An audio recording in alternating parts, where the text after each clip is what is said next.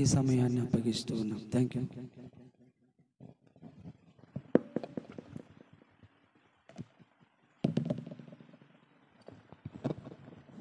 చాలా మంచి అవకాశాన్ని దేవుడు నాకు ఇచ్చినందుకు దేవునికి నా హృదయపూర్వక వందనాలు.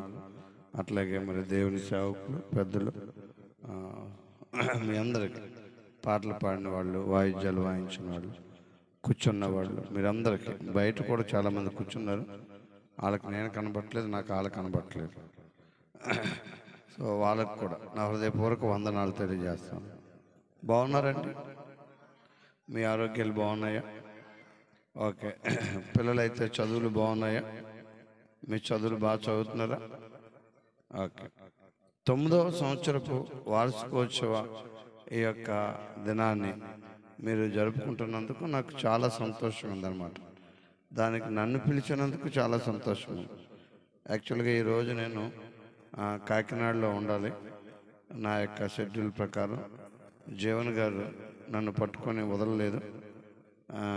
ఆయన్నేమో ఆ బాలరాజు గారు వదలలేదు. మొత్తం మీద వర్షం మనల్ని వదలట్లేదు. ఈ వర్షం లేకుండా ఉంటే బయట వదలదు. మొత్తం మీద వర్షం మనల్ని వదలట్లేదు. సరే, వర్షం పట్టుకుందిలే అని ఆటోలో వస్తే ఆ ఆటోను మట్టి వదలలేదు. మధ్యలో ఆగిపోయాం అక్కడ. ఆటో డ్రైవర్ ముందుకు వెళ్ళట్లేదు, వెనక్కి రావట్లేదు. ఈ లోపల ఇంటి పక్కన ఆయన వచ్చి వెనక్కి పోండి అన్నాడు. ఆయన ఏమో మమ్మల్ని వదలట్లేదు. నువ్వు వెనక్కి పోతావా లేదా అంటున్నాడు ఆయన. ఆటో డ్రైవర్ కొంచెం మామూలుగా వెనక్కి పోదాం అనుకున్నాడు. ఆటో డ్రైవర్ కొంచెం ఈగో వచ్చింది. ఈగో అంటే నేనెందుకు వెనక్కి పోవాలి అని ముందుకే పోనిచ్చాడు. అది పోవట్లేదు. ఈ లోపల ఆయన దిగాడు. మొత్తం మీద వచ్చాం. ఇదంతా కూడా దేవుడి మహాకృప. ఓకే, ఈరోజు నేను ఈ 9వ వార్షికోత్సవ సందర్భంగా ప్రార్థన చేసుకుంటూ ఉంటుంటే ఎందుకో ఈ మాటలు ధ్యానం చేయాలని అనిపిస్తూ ఉంది. దేవుని వాక్యం నుంచి ఒక వాక్యం చదువు ముందు నేను చిన్న విషయాన్ని చెప్పలేను. అదేమిటంటే ఏమనుకోవద్దు, చాలామంది దేవుని మందిరంలోకి వెళ్తున్నారు కానీ శ్రమల్లో ఉంటున్నారు. చాలామంది ప్రార్థన చేస్తున్నారు కానీ కష్టాల్లో ఉంటున్నారు. చాలామంది దేవుని మందిరానికి వెళ్ళి ప్రార్థన చేసి ఇలాంటి పాస్టర్ గారులతో ప్రార్థన కూడా చేయించుకుంటున్నారు కానీ జబ్బులు తగ్గట్లేదు. నాకు తెలిసి చాలా కుటుంబాల్లో శ్రమలే ఉన్నాయి, సంతోషం లేదు. కొంతమంది ఎప్పుడు ఏడుపు ముఖమే ఉంటారు. వాళ్ళు నవరు, పక్కోని నవనీయుడు. చాలా డేంజర్. ఎందుకు అని అడగండి. వాళ్ళ శ్రమలు అలాంటివి. చాలామంది కష్టాల్లోనే బతుకుతూ ఉన్నారు. నాకు తెలిసి 9వ వార్షికోత్సవం జరుపుకుంటున్న మన సంఘంలో కూడా చాలామంది శ్రమల్లోనే బతుకుతున్నారు. చాలామందికి కష్టాలే. కొంతమందికి అప్పులు, కొంతమంది పరీక్ష రాస్తారు, వాళ్ళు పాస్ అవ్వరు. కొంతమంది ఉద్యోగం రాస్తారు, ఆడి పక్కోడికి వచ్చేది ఉద్యోగం, వీడికి రాదు. పాస్టర్ గారితో ప్రార్థన చేయించుకున్నా కూడా పాస్ అవ్వడు కొంతమంది. చాలా డేంజర్ అండి. అలా చూస్తున్నామే. ప్రియరా, దేవుని దగ్గరికి వెళ్ళి దేవుని సందులో ఉంటున్న వాళ్ళకు కూడా చాలామంది శ్రమల్లోనే బ్రతుకుతున్నారు, కష్టాల్లోనే జీవిస్తున్నారు. వారి కుటుంబాల్లో తృప్తి లేదు, సంతోషం అసలే లేదు. కారణం ఏమిటి అంటే కనుక దేవుని వాక్యంలో ఒక మాటని నేను మీ మధ్యలోకి ధ్యానం చేసి ముగించాలని ఆశపడతాను. కీర్తన గ్రంథము 5వ అధ్యాయము 5వ వచనం. కీర్తన గ్రంథం ఇందాక అయ్యగారు చెప్పినట్టు ఎవరైనా వాక్యం చదివేవాళ్ళు మైక్ ఉంటే మైక్లో చదవాలి. అందరికి బయట మనకు మెయిన్ ఉన్నారు, లోపల కంటే బయట వాళ్ళు ఎక్కువ మంది ఉన్నారు. అందుకని మైక్ ఉంటే మైక్లో చదవండి. ఒకవేళ మైక్ లేదనుకోండి, గట్టిగా చదవగలిగిన వాళ్ళే చదవాలి. మైక్ ఉంది కదా. డాంబికులు నీ సన్నిధిని నిలవలేరు. పాపము చేయు వారందరూ నీకు అసహ్యులు. అబద్ధమాడు వారిని నీవు నశింపజేయుదువు. కపటము చూపి నరహత్య జరిగించు వారు యెహోవాకు అసహ్యులు. చాలా జాగ్రత్తగా గమనించండి. డాంబికులు నీ సన్నిధిని నిలవలేరు. నాన్నగారు చెప్పండి అందరూ. డాంబికులు, నేను చెప్పింది చెప్పండి, చెప్పండి. డాంబికులు నీ సన్నిధిని నిలవలేరు. వినోద్ కుమార్ గారు చెప్పట్లేదు. వినోద్ కుమార్ అని పేరు, ఆ చివరైన పేరు, మీ పేరేం పేరు గారు? బాలు గారు చెప్పరే, చెప్పరే మీరు? ఆయన అనుకుంటున్నాడు మా పాస్టర్ గారు చెప్పమన్నప్పుడే నేను చెప్పను. చెప్పండి అందరూ చెప్పండి. డాంబికులు నీ సన్నిధిని నిలవలేరు. పాపం చేయవారు నాకు అసహ్యులు. చాలా మందికి సమస్యలు రావడానికి 2 కారణాలు చెప్పనా? డాంబికత్వం. డాంబికులంటే దమ్మంగా పలికేవారు. దమ్మంగా పలికేవారంటే డాంబికులంటే ఏంటి చెప్పండి? డమ్మంగా పలకడం అంటే ఏంటి? అతిశయించడం. అంత పెద్దవాడు ఎందుకండి? డాంబికులే తెలియట్లేదు, మళ్ళీ అతిశయించడం. ఈయనకేదో పాస్టర్ కొంచెం టచ్ ఉన్నట్టు ఉందండి. డాంబికులు అంటే డమ్మంగా పలికేవారంటే లేని ఉన్నట్టేం కాదు, మరీ అదేం కాదు, కానీ కొంచెం డమ్మం చెప్పుకునేవాళ్ళు, గొప్పలు చెప్పుకునేవాళ్ళు. కరెక్ట్గా చెప్పారు ఆ అక్క. మరి ఆవిడకే అనుభవం ఉందో నాకు తెలియదు, కానీ చాలా కరెక్ట్గా చెప్పింది. గొప్పలు చెప్పుకునేవాళ్ళు. హలో, చాలా మందికి శ్రమలు రావడానికి కారణం ఏంటి తెలుసా? డాంబికత్వం. చాలా మంది అప్పులు పాలైపోవడానికి కారణం ఏంటి తెలుసా? డాంబికత్వం. డంబాలు చెప్పుకోవడం, డబ్బాలు కొట్టుకోవడం, ఇంకా గట్టిగా చెప్పాలంటే గొప్పలు చెప్పుకోవడం. నేను గొప్ప, మా ఆయన గొప్ప. ఆడు దుర్మార్గుడు, రోజు ఇంటికి వచ్చి రక్కుమ్మేస్తాడు. అయినా ఇప్పుడు గొప్పలు చెప్పుకుంటుంది పక్కింటి ఆవిడకి. ఆడు భలే కొడుతున్నాడు అనుకుని మళ్ళీ కొడతా ఉంటాడు. ఎప్పుడు డమ్మమే. చాలా కుటుంబాల్లో సమస్యల కారణం తెలుసా? గొప్పలు చెప్పుకోవడం. ఉన్నది కొంచెం ఎక్కువ చేసి చెప్పుకోవడం. డాంబికులు నీ సన్నిధిని ఉండలేరు. వాళ్ళు దేవుని సన్నిధిని అనుభవించలేరు. దేవుని ఆశీర్వాదాలని పొందుకోలేరు. దేవుడిచ్చే దీవెనలు, దేవుడిచ్చే క్షేమము, దేవుడిచ్చే ఆరోగ్యము, దేవుడిచ్చే ఐశ్వర్యాన్ని డాంబికులు పొందుకోలేరు. గుర్తుపెట్టుకోండి, దేవుని వాక్యం చెబుతుంది.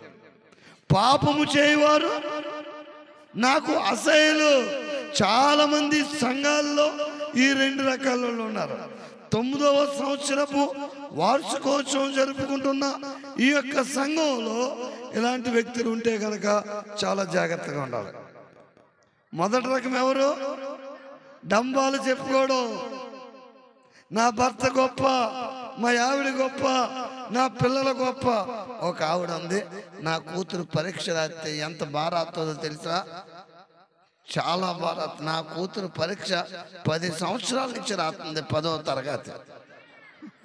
10 సంవత్సరాలే నీ కూతురు రాస్తుందా? నా కూతురు 10వ తరగతి 10 సంవత్సరాలు రాస్తుంది. ఎందుకంటే ఆవిడ 10వ తరగతి చదవలేదు, ఆవిడకి చదువు లేదు. అది గొప్ప అనుకుంటుంది ఆవిడ. కొంతమందికి ఏదో తెలుసా? కొంతమంది గొప్పడు తెలుసా? నేను పాట పాడితే ఎవడో నోరెత్తలేడు. బాలుగారు లాంటి అలా అనుకుంటా అనుకోవచ్చు. నేను పాట పాడితే సంఘంలో ఎవడో మౌనంగా ఉండవలసిందే. నేను పాటలు పాడగలను, నేను మాటలు చెప్పగలను. ఈ వాయిద్యాలు వాయించే వాళ్ళతో డేంజర్. ఎక్కడికి వెళ్ళినా మీరు గమనించండి, ఈ వాయిద్యాలు వాయించే వాళ్ళతో చాలా డేంజర్. ఎందుకు అని అడగండి. ఆడు వాయించి వెళ్ళిపోతాడు. మనం ఎక్కడ వాయిస్తామని డౌట్ ఆడికి. అందుకని వాయించి వెళ్ళిపోతాడు. నేను ప్రసంగం చేయడానికి వెళ్తాను చూడండి, ఎక్కడికి వెళ్ళినా సరే వాయిద్యాలు వాయించి వెళ్ళిపోతాడు, సైడ్ అయిపోతాడు. నేను ఒకరిని అడిగాను, తమ్ముడు ఎందుకు వెళ్ళిపోతున్నావు అంటే, మేము వాయించమే తప్ప వాయించుకోలేని. నువ్వు అయితే మేమెందుకు ఉండాలి? మేము అయితే నువ్వు ఉండు. చాలా డేంజర్. అయితే మీ చర్చోళ్ళ గురించి అంటలేదు, వాళ్ళు మంచోళ్ళే. కాదంటే మళ్ళీ నన్ను వాయించేస్తారు. అసలే ఆటో కనకట్లేదు, ముందుకు వెళ్ళట్లేదు, వెనక్కి రావట్లేదు, అక్కడ బందగా ఉంది. నేను కీబోర్డు కొట్టినట్టు ఎవడన్నా కొట్టగలదా? నేను పాట పాడినట్టు ఎవడన్నా పాడగలడా? నేను పేట వాయించినట్టు ఎవడన్నా వాయించగలడా? నేనున్నంత అందంగా ఎవడన్నా ఉన్నాడా? నేను ఫోన్ వాడినట్టు ఎవడన్నా వాడగలడా? చాలా మంది డామిగడు తెలుసా, విపరీతమైన ఫోన్ పిచ్చి. 30,000, 40,000, 50,000, ₹1,00,000 ఫోన్లకు ఖర్చు పెట్టేది. నేను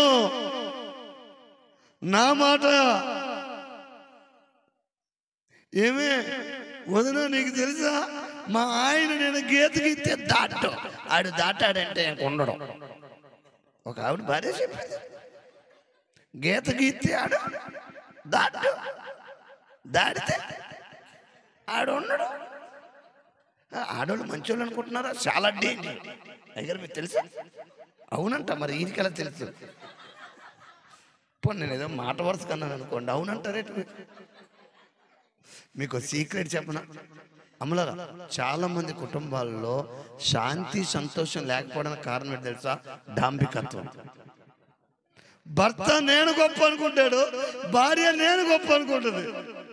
నేను వండినట్టు ఎవడు వండలేడు, నేను ఉన్నట్టు అందంగా ఎవడు ఉండలేడు, నేను చాలా హైటు, నేను చాలా గొప్ప, నాకే ఇల్లు ఉంది, నాకే ఉద్యోగం ఉంది, నేను నేను నేను గొప్ప.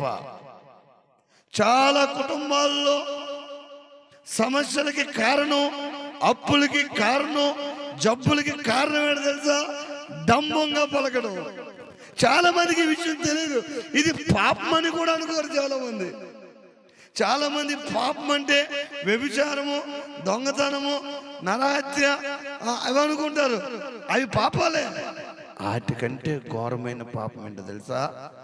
ఉన్నదాన్ని ఎక్కువ చేసి చెప్పుకోవడం, పక్కోళ్ళ కంటే ఎక్కువ మాట్లాడుకోవడం, పక్కోళ్ళని తృణీకరించడం. ఒక మాటలో చెప్పాలంటే ఏంటి అమ్మాయి వింటలేదు? ఎన్నవే అవును, బయటే తీసుకెళ్ళమ్మా, పిల్లకలు భలే వేసింది.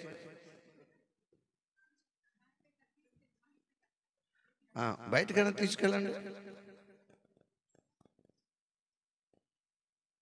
కూర్చోండి. అమ్మలరా, మీకు సత్యం చెప్తున్నాను ఈరోజు. అదేంటి తెలుసా? పేరుకి క్రైస్తవులు కొంతమంది, కానీ అంత దొంగ క్రైస్తవులే. పేరుకి భక్తి పరులు, కానీ దొంగ భక్తి. పేరుకి ముసుగేసుకుంటారు, దొంగ వినయం. అమ్మో, చాలా డేంజర్. ముసుగేసుకున్న వాళ్ళు మంచోళ్ళు అనుకుంటున్నారా? చాలా డేంజర్. అంటే మీ ఊరు గురించి చెప్పట్లేదు, ఇది మా ఊరోళ్ళు. మీ ఊరోళ్ళు మంచోళ్ళే. దేవుని వాక్యం ఏం చెప్తుందో తెలుసా అండి? డంబంగా ప్రవర్తించడం వల్ల నాకు వాళ్ళు దూరం అయిపోతున్నారు, ఆశీర్వాదాలు పొందుకోలేకపోతున్నారు.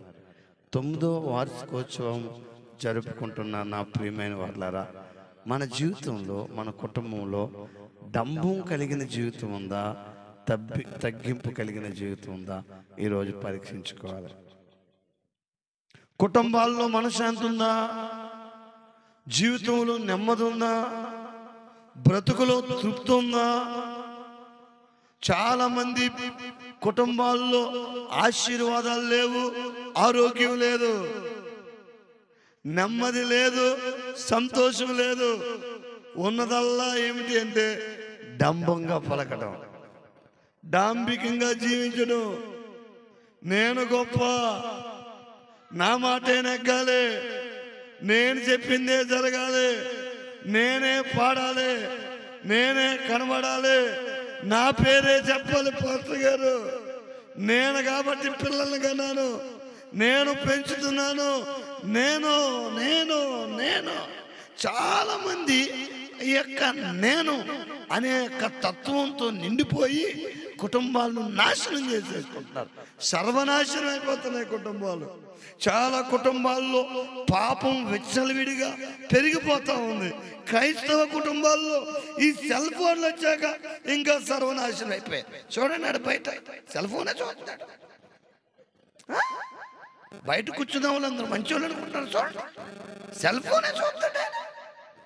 నేను ఇక్కడ ప్రసంగం చేస్తే ఆయన అక్కడ సెల్ ఫోన్, నేను ఇక్కడ మెసేజ్ ఇస్తాను, ఆయన అక్కడ సెల్ ఫోన్లో మెసేజ్ పంపుతాడు. నువ్వు లేక నేను లేను ప్రియా, కట్టేసి కొట్టేయద్దు ఒక్కొక్కటి. అలా చూస్తాడు. చాలా డేంజర్. ఈ దినాల్లో చాలా మంది కుర్రోళ్ళు, పెళ్లి కాని కుర్రోళ్ళు సెల్ ఫోన్కి బానిస అయిపోయి నాశనం అయిపోతా ఉన్నారు. చాలా మంది పాపానికి బానిస అయిపోయారు. పాపం అంటే భయం లేదు, తల్లిదండ్రులంటే భయం లేదు, సేవకులంటే భయం లేదు, దేవుడంటే భయమే లేదు. పేరుకి దేవుడు బిడ్డలంతే, భయం లేని జీవితం.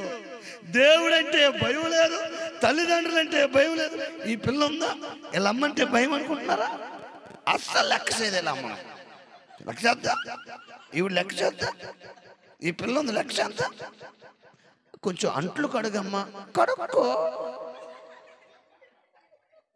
ఆ పిల్ల ఉంది, కొంచెం బట్టలు ఉతకమ్మా, ఉతక్కో. కొంచెం అమ్మ నాన్నకు అన్నం పెట్టుకో. ఎంత స్టైలు. నువ్వేం చేస్తావే? ఫోన్ చూసుకుంటానమ్మా. ఫోన్లో ఫేస్బుక్ తెలుసా, వాట్సాప్ తెలుసా, యూట్యూబ్ తెలుసా, స్నాప్చాట్ తెలుసా? అమ్మ ఫోనే ఫోను. సాగుగొట్టు వదిలేయాలి.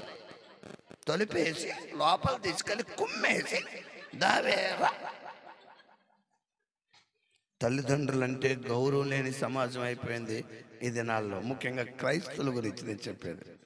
అమ్మంటే గౌరవం లేదు, నానంటే గౌరవం లేదు, భయం లేదు. అసలు ముఖ్యంగా దేవుడంటే భయం లేదు. చాలా మంది కుర్రోళ్ళకి దేవుడంటే భయం లేదు. చూడాడు ఎలా చూస్తున్నాడు. మళ్ళీ మీరు చూడకుండా నా అంత చూస్తాడు. కాలు సాపుకొని కాలు ఊపుకుంటూ మరీ చూస్తున్నాడు, గడ్డం మీద చెయ్యేసుకొని. మీకు సీక్రెట్ చెప్పనవద్దు. చాలా కుటుంబాల్లో సమస్యలకు కారణం ఏంటి తెలుసా? మానవుడు చేసే పాపం. పాపాల్లో ఒక ఘోరమైన పాపం ఏంటో తెలుసా? డంబంగా బతకడం, డాంబికంగా జీవించడం. నేను నా మాట నెగ్గాలి, నేను చెప్పిందే జరగాలి. ఈ కాలేజీ కుర్రోళ్ళు చాలా మంది, నేను ప్రేమించిన అమ్మాయి నాకు తప్ప ఇంకెవరికి దక్కకూడదు అంతే. అయితే నిన్న లేపేస్తాను, లేకపోతే మీ నాన్న లేపేస్తాను. చాయిస్ నీది. నాకు దక్కాలంతే.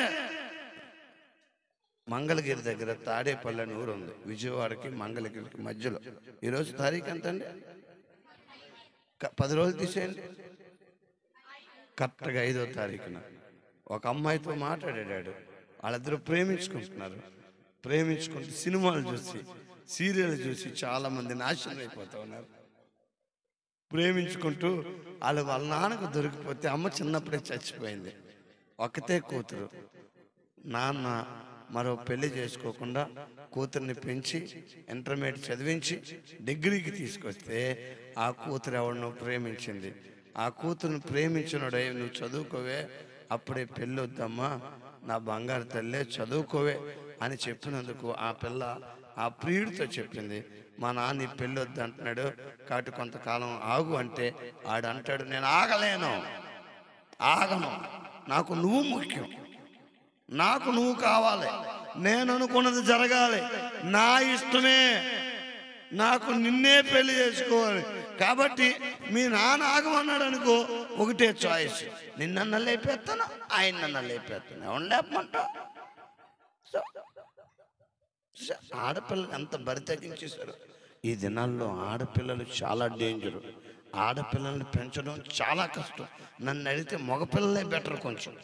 కొంచెం కాకపోతే కొంచెమన్నా ఆలోచిస్తాడు. ఈ ఆడపిల్లలు ఉన్నారే ముసుగేసుకొని మరీ ఫోన్ చూసేస్తారంటారు. పడుకునేటప్పుడు దప్పుడు కప్పుకుంటారు కదా, దప్పుడు కప్పుకొని చూసేస్తారు. ఈ పిల్ల అనుకుంటుంది నా సంగతి ఈయనకి ఎలా తెలిసిపోయింది. మీకు సీక్రెట్ చెప్పనమ్మా, చెప్పనవద్దు, బాధపడనని చెప్తాను. మనలో చాలామంది పాపానికి బానిసలైపోయాం. చాలామంది పాపపు అలవాట్లకి బానిసలైపోయాం. ముఖ్యంగా మనందరిలో ఉన్న ఒక పాపం ఏంటో తెలుసా? నా మాటే నెగ్గాలి, నేను కరెక్ట్, నాకు తెలుసు, నా ఇష్టం జరగాలి, నా ఎంత మంచోడు లేడు, నా అంత గొప్పోడు లేడు, నా ఎంత ఏమంటారు, నా ఎంత తెలివైనోడు లేడు, నా అంత అందమైనోడు లేడు, నా అంత ఆరోగ్యవంతుడు లేడు, నేను నా ఇష్టం. అందుకే మానవుడు నాశనం అయిపోతా ఉన్నాడు.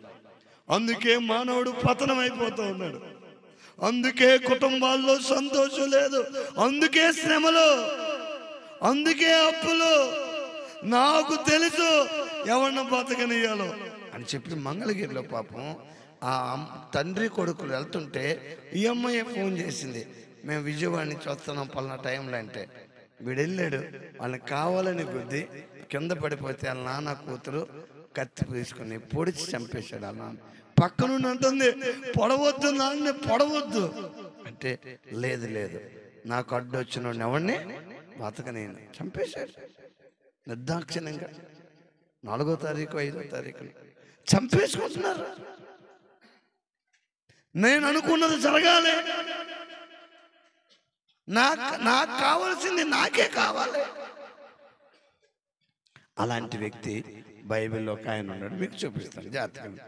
బైబిల్లో జాగ్రత్తగా చాలా మంది డాంబికత్వంతో జీవిస్తూ అది పాపం కాదనుకొని పాపంలోనే జీవిస్తారు. ప్రతి చర్చిలోనంట 2 రకాల మనుషులు ఉంటారట. ప్రతి చర్చిలో ఒకలేమో డంబంగా బతికేవాళ్ళు, ఇంకొకలేమో డంబానికి ఆపోజిట్ ఏంటి? డంబానికి ఆపోజిట్ ఏంటమ్మా? గొప్పలు చెప్పుకోవడానికి ఆపోజిట్ ఏంటి? తగ్గించుకోవడం, వినయంగా ఉండడం. సంఘంలో 2 రకాలు ఉంటారు. మీరు ఏ రకమో తేల్చుకోండి. ఒకలేమో డంబంగా మాట్లాడి హెచ్చించుకునే గుంపు ఒకలైతే, ఇంకొకలేమో తగ్గించుకొని దీనత్వంగా మాట్లాడే ఒక గుంపు. ఆ 2 రకాల ప్రజల్ని మీ మధ్యలోకి తీసుకొచ్చి నేను త్వరగానే ముగించేస్తాను. తీయండి. చాలామంది పాపం కానిదాన్ని పాపం అనుకుంటూ ఉంటారు. పాపాన్ని పాపంగా చూడరు చాలామంది. లోకాసు సువార్త 18వ అధ్యాయం, లోకాసు సువార్త 18వ అధ్యాయము 9వ వచనం నేనే చదువుతాను. లోకాసు సువార్త 18వ అధ్యాయం 9వ వచనం. తామే నీతిమంతులమని తమ్ము నమ్ముకొని ఇతరులను తృణీకరించు కొందరితో ఆయన ఉపమానము చెప్పెను. ప్రార్థన చేయుటకై 2 మనుషులు దేవాలయంకు వెళ్ళిరి. వారిలో ఒకడు పరిసయ్యుడు, ఒకడు సుంకరి. వీళ్ళిద్దరు ఎక్కడికి వెళ్ళారు? దేవాలయంలోకి వెళ్ళారు. ఎందుకు వెళ్ళారు? ప్రార్థన చేయడానికి వెళ్ళారు. వంట అయిపోయి ప్రార్థన చేయడానికి వెళ్ళారు. 2 ప్రార్థనా పరులే ప్రార్థనకి వెళ్ళారు. బహుశా వార్షికోత్సవానికి వెళ్ళారు, లేదా ఒక మందిరానికి వెళ్ళారు. ప్రార్థనా పరులు, దేవుడు నమ్ముకునే వాళ్ళు, భక్తి పరులు, మంచోళ్ళు సమాజం దృష్టిలో. 2 ప్రార్థన చేయడానికి వెళ్ళారు. 2 దేవుని సన్నిధికి వెళ్ళారు. 2 క్రైస్తవులే. అయితే ఒకడేమో పరిసయ్యుడు, ఇంకొకడేమో సుంకరి. పరిసయ్యుడు అంటే ఎవరో తెలుసా అండి? జాగ్రత్తగానండి. పరిసయ్యులు అంటే ఎవరో తెలుసా మీకు? చెప్పనా? ఈ చెల్లి అనుకుంటుంది, మాకు తెలిస్తే నిన్ను పిలవడం ఎందుకు? చెప్పేది త్వరగా చెప్పేయచ్చు కదా, ఏదో భోజనాలు ఉన్నాయని వచ్చాం, అదే కదా అనుకుంటున్నాం. అవునంట. పరిసయ్యులు అంటే ఎవరో తెలుసా? ధర్మశాస్త్ర గ్రంథాన్ని తూచా తప్పకుండా నడిచేవాళ్ళు, దాన్ని బోధించేవాళ్ళు, ధ్యానించేవాళ్ళు. ధర్మశాస్త్ర గ్రంథం అంటే మోషే గారు రాసిన ఆజ్ఞలు, మోషే గారు రాసిన నియమాలు. ఓ రకంగా చెప్పాలంటే మొదటి 5 కాండాల్లో దేవుడిచ్చిన ఆజ్ఞలు, ఆది కాండము, నిర్గమకాండము, లేవి కాండము, సంఖ్యాకాండము, ద్వితీయోపదేశ కాండం ఉన్నాయే, అందులో ఉన్న ఆజ్ఞలన్నిటినీ చాలా తూచా తప్పకుండా నడిచేవాళ్ళు.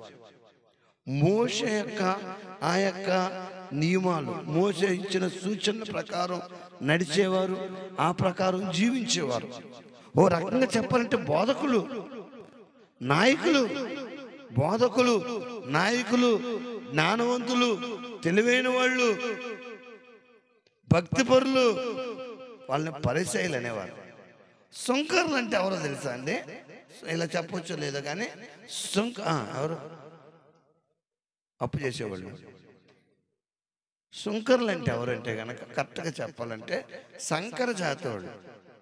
అందుకని సుంకర్ని చాలా తక్కువ అంచనా వేసేవారు ఆ రోజుల్లో. సుంకర్లు అంటే ఎవరంటే ఆ రోజుల్లో యూదులు అనేవారు, హెబ్రీలు అనేవారు, తర్వాత యూదులు అనేవారు.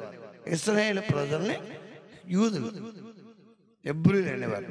అయితే కొంతమంది యూదుల్నే పెళ్లి చేసుకోవాలి, అంటే క్రైస్తవులనే పెళ్లి చేసుకోవాలి, అంటే విశ్వాసినే పెళ్లి చేసుకోవాలి అన్నట్టు. ఇప్పుడు మనం కూడా ఒక విశ్వాసినే పెళ్లి చేసుకోండి, విగ్రహారాధన చేసేవారిని పెళ్లి చేసుకోవద్దు అని చెప్తాను నేను కూడా ప్రసంగాలు. ఎందుకంటే నువ్వు ప్రార్థనకి వెళ్తానంటే గుడికి వెళ్తానంటది, ఆ తర్వాత గొడవ వస్తుంది, నేను గొప్ప అనుకుంటారు, ఇలా కొట్టేసుకుంటారు, మళ్ళీ లేనిపోని సమస్యలు ఎందుకు. అందుకని క్రైస్తవులు దేవుణ్ణి ఆరాధించే వారిని పెళ్లి చేసుకుంటే బాగుంటుంది. ఆ రోజుల్లో కూడా యూదులు ఏం చేసేవారంటే యూదుల్నే పెళ్లి చేసుకునేవారు. యూదుల్ని కాకుండా, సున్నతి లేకుండా ఎవరినన్నా పెళ్లి చేసుకుంటే వాళ్ళని సుంకర్లు అనేవాడు.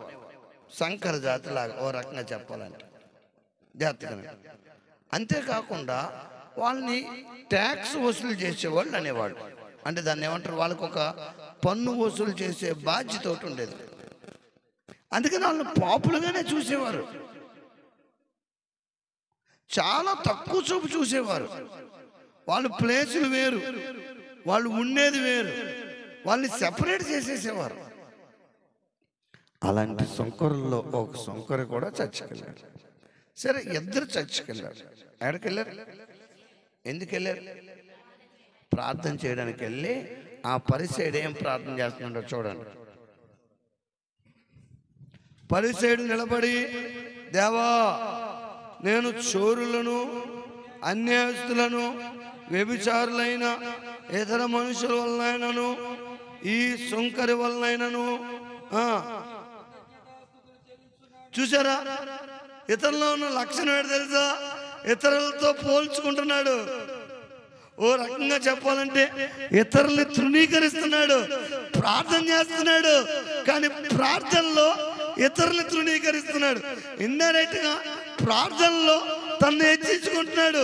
ప్రభువా, నేను వ్యభిచారిని కాదు, నేను అన్యాయస్తుని కాదు, నేను దొంగోడిని కాదు, అంతేకాదు ఇతరుల మనిషి వలె నేను పాపం చేయట్లేదు, నేను పరిశుద్ధుడిని, నేను మంచివాడిని, నేను గొప్పవాడిని అని దేవునికి ప్రార్థన చేస్తా ఉన్నాడు. హెచ్చించుకుంటున్నాడు. ఇంకా ప్రార్థన ఇంకా బాగుంటుంది చూడండి.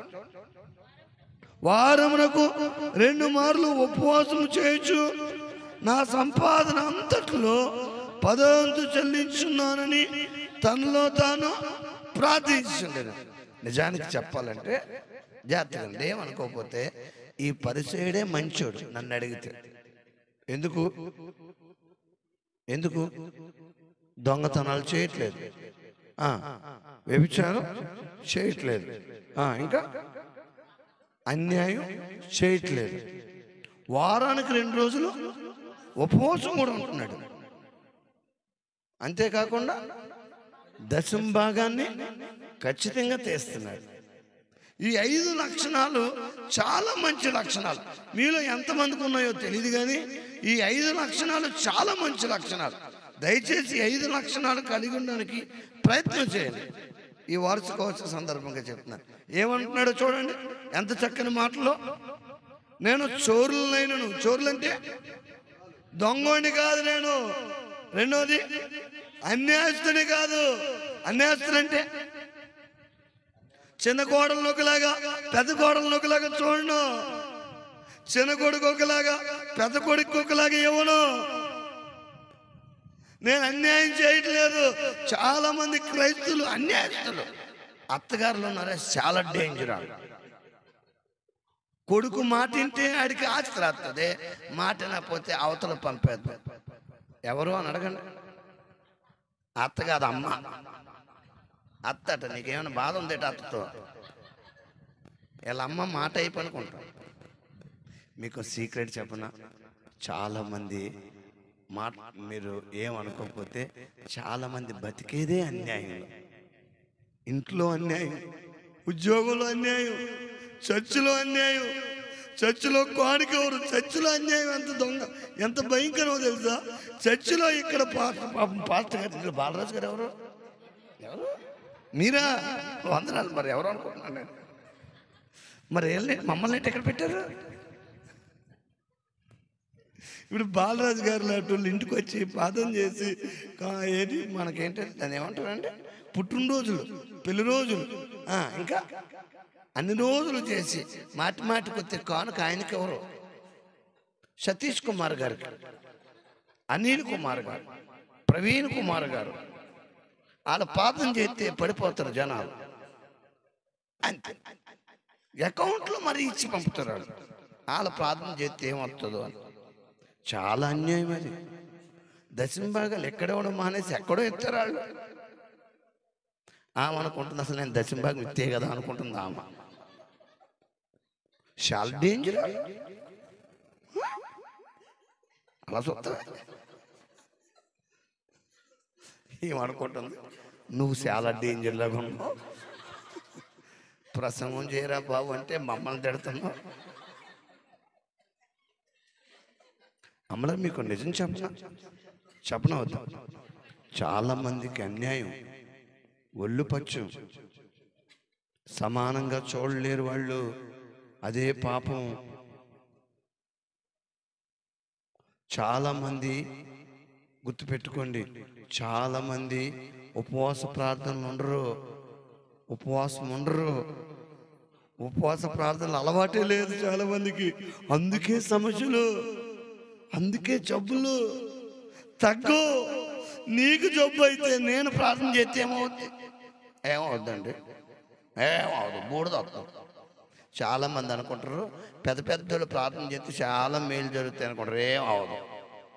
నెత్తి మీద ఒక ఆవిడ పటాన్ చెరువు దగ్గర బండ్లగూడ అని ఒక ఊరు ఉంది. నేను వాక్యం చెప్పడానికి వెళ్ళాను అక్కడికి.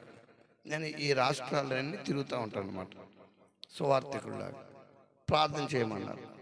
నేను కూడా ప్రార్థన, ఒక్కొక్కరు ప్రసంగం అయిపోయాక ప్రార్థన చేయించుకుంటున్నారు. బాలుగారు ఇంట్లేదు, చూస్తున్నాడు ఏదో ఫోన్. అప్పుడే మళ్ళా వాట్సాప్ చూసారా, తర్వాత ఏ పాట పాడదామని సెట్ చేస్తున్నాడు. తర్వాత నీకు ఇక పాట లేదు, నీకు ఆ విషయం తెలీదు.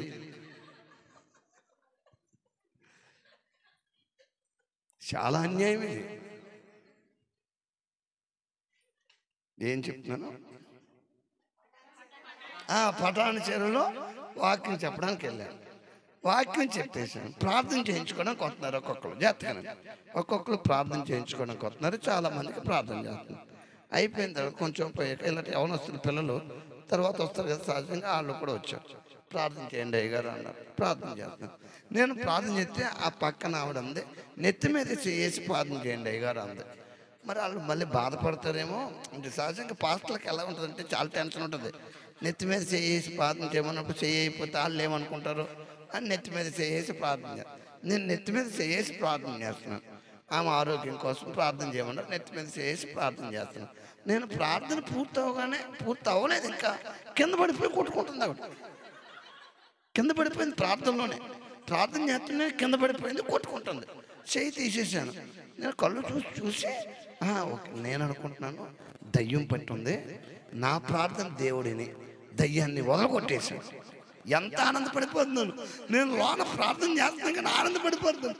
దేవా నా ప్రార్థన విన్నావు, దేవా నన్ను కూడా వాడుకుంటున్నావు, నాకు గొప్ప తలాంతరం ఇచ్చావు, నీకు వందనాలు, ఈమెను స్వస్థపరిచావు, వందనాలు అని ప్రార్థన అయిపోయిన తర్వాత పక్క పాస్టర్ గారిని అడిగారు ఆమెకు తీసుకెళ్ళిపోయారు ఏంటండి అన్నాను. అంటే నేనేమనుకుంటున్నాను తెలుసా, వాళ్ళు దయ్యం పట్టింది అయ్యగారు, మీరు ప్రార్థన చేశారు కదా వదిలిపోయినట్టుంది అని చెప్తాడు, ఆనందపడదాము, నాకు కూడా ఈ తలాంత ఉందని నేను అనుకుంటుంటే పాస్టర్ గారు ఏం చెప్పాడో తెలుసా? ఏం చెప్పండి అడగండి. మీరు ప్రార్థన చేసినప్పుడు పిట్స్ వచ్చాయి అయ్యగారు, తీసిపోయారు. నేను ప్రార్థన చేస్తే పిట్స్ వచ్చాయి. ఏమనుకుంటుంది, అయ్య బాబు ఈ అసలు ప్రార్థనే చేయించుకోవడం, నాకు లేని పిట్స్ వస్తాయి అనుకుంటుందా? మీకు సీక్రెట్ చెప్పనా బాధపడనని చెప్తాను. మా ఈ దొంగ చేతులే, మీకు తెలియదు, ఇవి దొంగ చేతులే. ఇక్కడికి వచ్చే ముందు మేము చాలా భక్తిగా దేవుని దగ్గర సరి చేసుకొని పాపం ఒప్పుకొని ప్రభా క్షమించు చేసిన పాపాలను గుర్తు చేసుకొని ప్రార్థన చేసుకొని వస్తాం, లేకపోతే మేము పోతాం. మీకు తెలియదు, ఎక్కువ 6 పాస్టర్లకే కరోనాలో ఎక్కువ మంది చచ్చిపోయింది పాస్టర్లే, మీకు తెలుసో లేదు. చాలా మంది ప్రార్థన చేశారు, ఈయన ప్రార్థన చేస్తే వాళ్ళు బాగుపడ్డాడు, ఈయన లేకపోయాడు. పోయిన వారం ఒక ఆవిడ సాక్ష్యం చెప్పింది. నేనేం చెప్పాలనుకుంటున్నాను తెలుసా? ఎవరో ప్రార్థన చేస్తే నీకు స్వస్థత కాదు, నువ్వు ఉపవాసం ఉండి ప్రార్థన చేయాలి. హల్లెలూయా, గట్టిగా చెప్పండి. ఎప్పుడన్నా ఉపవాసం ఉండి ప్రార్థన చేసావా?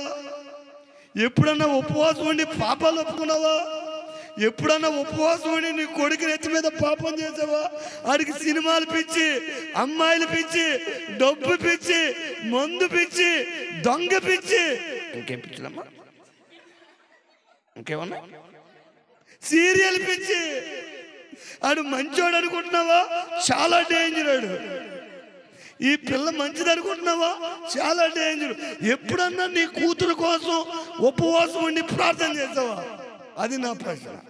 మీలో ఎంతమంది కూతుర్ల కోసం, కొడుకుల కోసం, వాళ్ళ మారు మనసు కోసం, వాళ్ళ రక్షణ కోసం, నీ భర్త కోసం, నీ భార్య కోసం ఉపవాసం ఉండి ఎంతమంది ప్రార్థన చేశారో దయచేసి చేతుల పైకెత్తి చూపించండి అని నేను అన్నాను. అంటే 2, 3 లెగితే అవి కూడా దొంగ చేతులే. ఈ రాత్రి మీరు పరీక్షించుకుందామా? వార్షికోత్సవ సందర్భంగా ఈరోజు మనం నేర్చుకుందాం. ప్రియరా, నీ ప్రార్థన చాలా ప్రాముఖ్యమైంది. నా ప్రార్థన కంటే, మా ప్రార్థన సపోర్ట్ అంతే. చేయవలసింది నీ ప్రార్థన. నువ్వు ప్రార్థన చేయి, నువ్వు పాపం ఒప్పుకో. అందుకే యెషయా గ్రంథం 59వ అధ్యాయం 1వ వచనంలో చాలా చక్కని ఒక మాట రాయబడి ఉంటుంది. రక్షింపనేరకుండానట్లు యెహోవా హస్తము కురుచు కాలేదు, విననేరకున్నట్లు ఆయన చెవులు మందం కాలేదు. మీ దోషములు మీకును మీ దేవునికి మధ్య అడ్డుగా వచ్చున్నవి, మీ పాపములు ఆయన ముఖమును మరుగుపరుచున్నవి.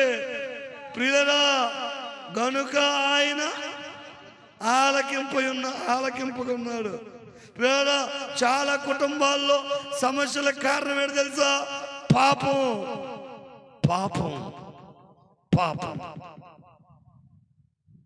పాస్టర్ గారు ప్రార్థన చేసినా నీకు జబ్బు తగ్గట్లేదంటే కారణం ఏంటి తెలుసా? నీ పాపం. పాస్టర్ గారు ప్రార్థన చేసినా నువ్వు పరీక్ష పాస్ అవ్వట్లేదు, కారణం ఏంటి తెలుసా? నీ పాపం. పాస్టర్ గారు ప్రార్థన చేసినా నీ భార్య లోబడట్లేదు, కారణం తెలుసా? నీ పాపం. చాలా మంది భార్యలు లోబడినట్టుంటారు, గయ్యాల గంపలాలు. అయ్యో బాబోయ్, మామూలు గంప, గయ్యాల గంప. చాలా మంది గయ్యాల గంపలు చర్చిలో ఉంటారు, అస్సలు లోబడరు. కొంచెం మంచినీళ్ళు తేమ్మా, తెచ్చుకో, నువ్వు తెచ్చుకో, నా చేతులు ఖాళీగా ఉన్నాయా? భర్తను భర్తలాగా చూసే భార్యలు ఉన్నారా ఈ చర్చిలో? లేరట. ఎంత ధైర్యంగా చెప్తుంది ఆవిడ. మీకు సీక్రెట్ చెప్పనా వద్దా? బాధపడినట్టు చెప్తాను, చెప్పనా వద్దా? గర్వాన్ని వదిలేసేయి, దేవుడు దీవిస్తాడు. భర్తకు లోబడు, తల్లిదండ్రులకు లోబడు, సేవకుడికి లోబడు, అన్నిటికంటే ముఖ్యంగా దేవుడికి లోబడు, దేవుడికి భయపడు, గొప్పడు అయిపోతావు నువ్వు. భర్తకు లోబడు, గొప్పదాని అయిపోతావు. భార్యను గౌరవించు, గొప్పడు అయిపోతావు. పాపం అంటే ఏదో పెద్ద పెద్ద పాపాలే చేయక్కర్లేదండి.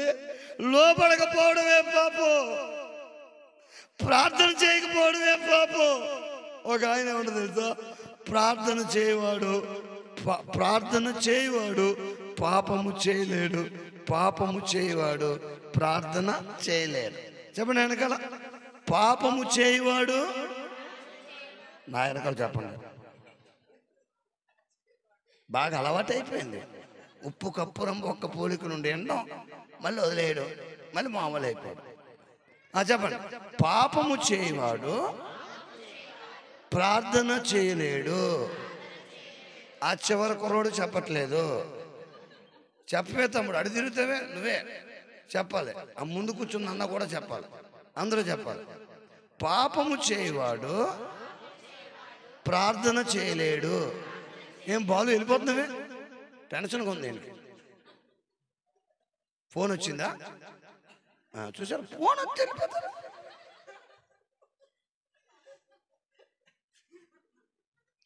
ప్రార్థన చేయవాడు పాపం చేయలేడు. అమ్మగారు మీకు విషయం చెప్పనా, మనం పాపాన్ని జయించలేకపోతున్నాం అంటే కారణం ఏంటి తెలుసా? ప్రార్థన చేయట్లేదు. మీరు ప్రార్థన చేయండి, పాపం మీద జయం వస్తుంది. ప్రార్థన చేయండి, దొంగతనం చేయకుండా ఉండగలం. ప్రార్థన చేయండి, నా నోరు నదుపులో పెట్టి ప్రభు అని ఉన్నట్టుగా చక్కగా మాట్లాడగలం. దావీదు అలాంటి ప్రార్థన చేశాడు. దావీదు చాలా చక్కని ప్రార్థన, దావీదు చాలా మంచివాడు. దావీదు చక్కని ప్రార్థన చేశాడు, ఉపవాసాలు ఉండి ఎక్కువ ప్రార్థన చేశాడు. ఒక ప్రార్థన మీకు చూపిస్తాను, దీన్ని ఒకసారి. కీర్తన గ్రంథము 19వ అధ్యాయం, కీర్తన గ్రంథము 19వ అధ్యాయం చివరి 2 వచనాలు త్వరగా చదువు. దురాభిమాన పాపములో మైకులో చదవచ్చు కదమ్మా. దురాభిమాన పాపములలో పడకుండా నీ సేవకుని ఆపుము, వాటిని నన్ను ఏలనీయకుము. అప్పుడు నేను యథార్థవంతుడనై అధిక ద్రోహము చేయకుండా నిందారహితుడనగుడు.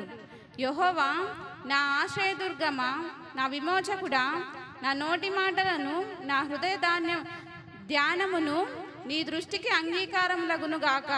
ఎవరు ప్రార్థన ఇది? ఏమని ప్రార్థన చేస్తున్నాడు? దురాభిమాన పాపంలో పడిపోకుండా నన్ను కాపాడు ప్రభువా. అది ప్రార్థన అంటే. ఉద్యోగం ఈ ప్రభువా, పెళ్లి చేయి ప్రభువా, పిల్లల్ని ప్రభువా, పరీక్ష లేకుండా పాస్ అయిపోవాలి ప్రభువా, కట్నం లేకుండా పెళ్ళి అయిపోవాలి ప్రభువా, నేను ఎక్కడే ఉండాలి, ఆటో నన్ను అలా తీసుకుపోవాలి ప్రభువా. మన ఎన్ని దొంగ ప్రార్థనలే. మన కోసం ప్రార్థన చేసేవాళ్ళు కూడా అదే టైపు. అలా ప్రార్థన చేసి అలా తోస్తారైతే కింద పడిపోతారు. వెనకాల పట్టుకోవడానికి నలుగురు, కింద మళ్ళీ ఫోన్పే. ఈ నెంబర్కి మీరు ఎంత ఎక్కువ పంపితే అంత ఆశీర్వాదం.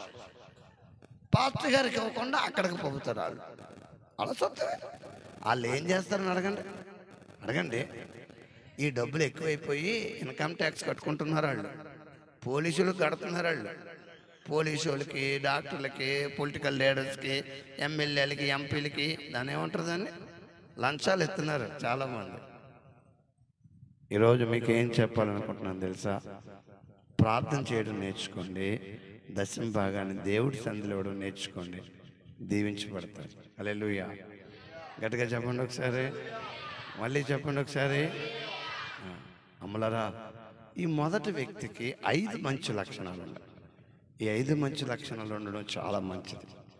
అవి మనం నేర్చుకోవాలి కూడా. మందిరానికి వచ్చే ఆ వ్యక్తి, ప్రార్థన చేసే ఆ వ్యక్తి మొదటి మంచి లక్షణం ఏంటి?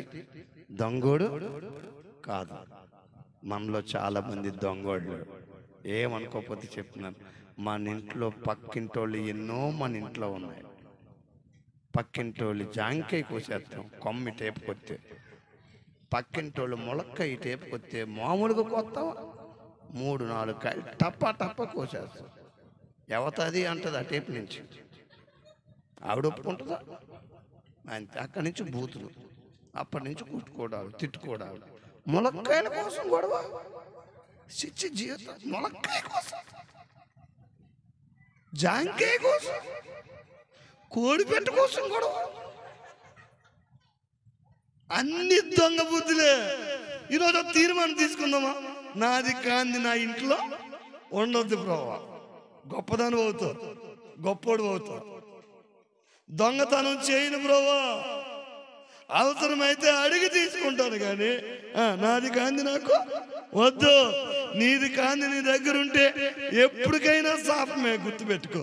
మొదటిదేమో దొంగతనం, రెండవది చూడండి అన్యాయమైన జీవితం, అన్యాయమైన మాటలు, లేనిపోని మాటలు వేయడం. కొంతమంది ఎంత దౌర్భాగ్యమైన బతుకంటే తప్పు ఈడు చేసి పక్కోళ్ళ మీద పెట్టేస్తూ ఉంటారు. చూడకుండానే చూసినట్టు మాట్లాడతారు.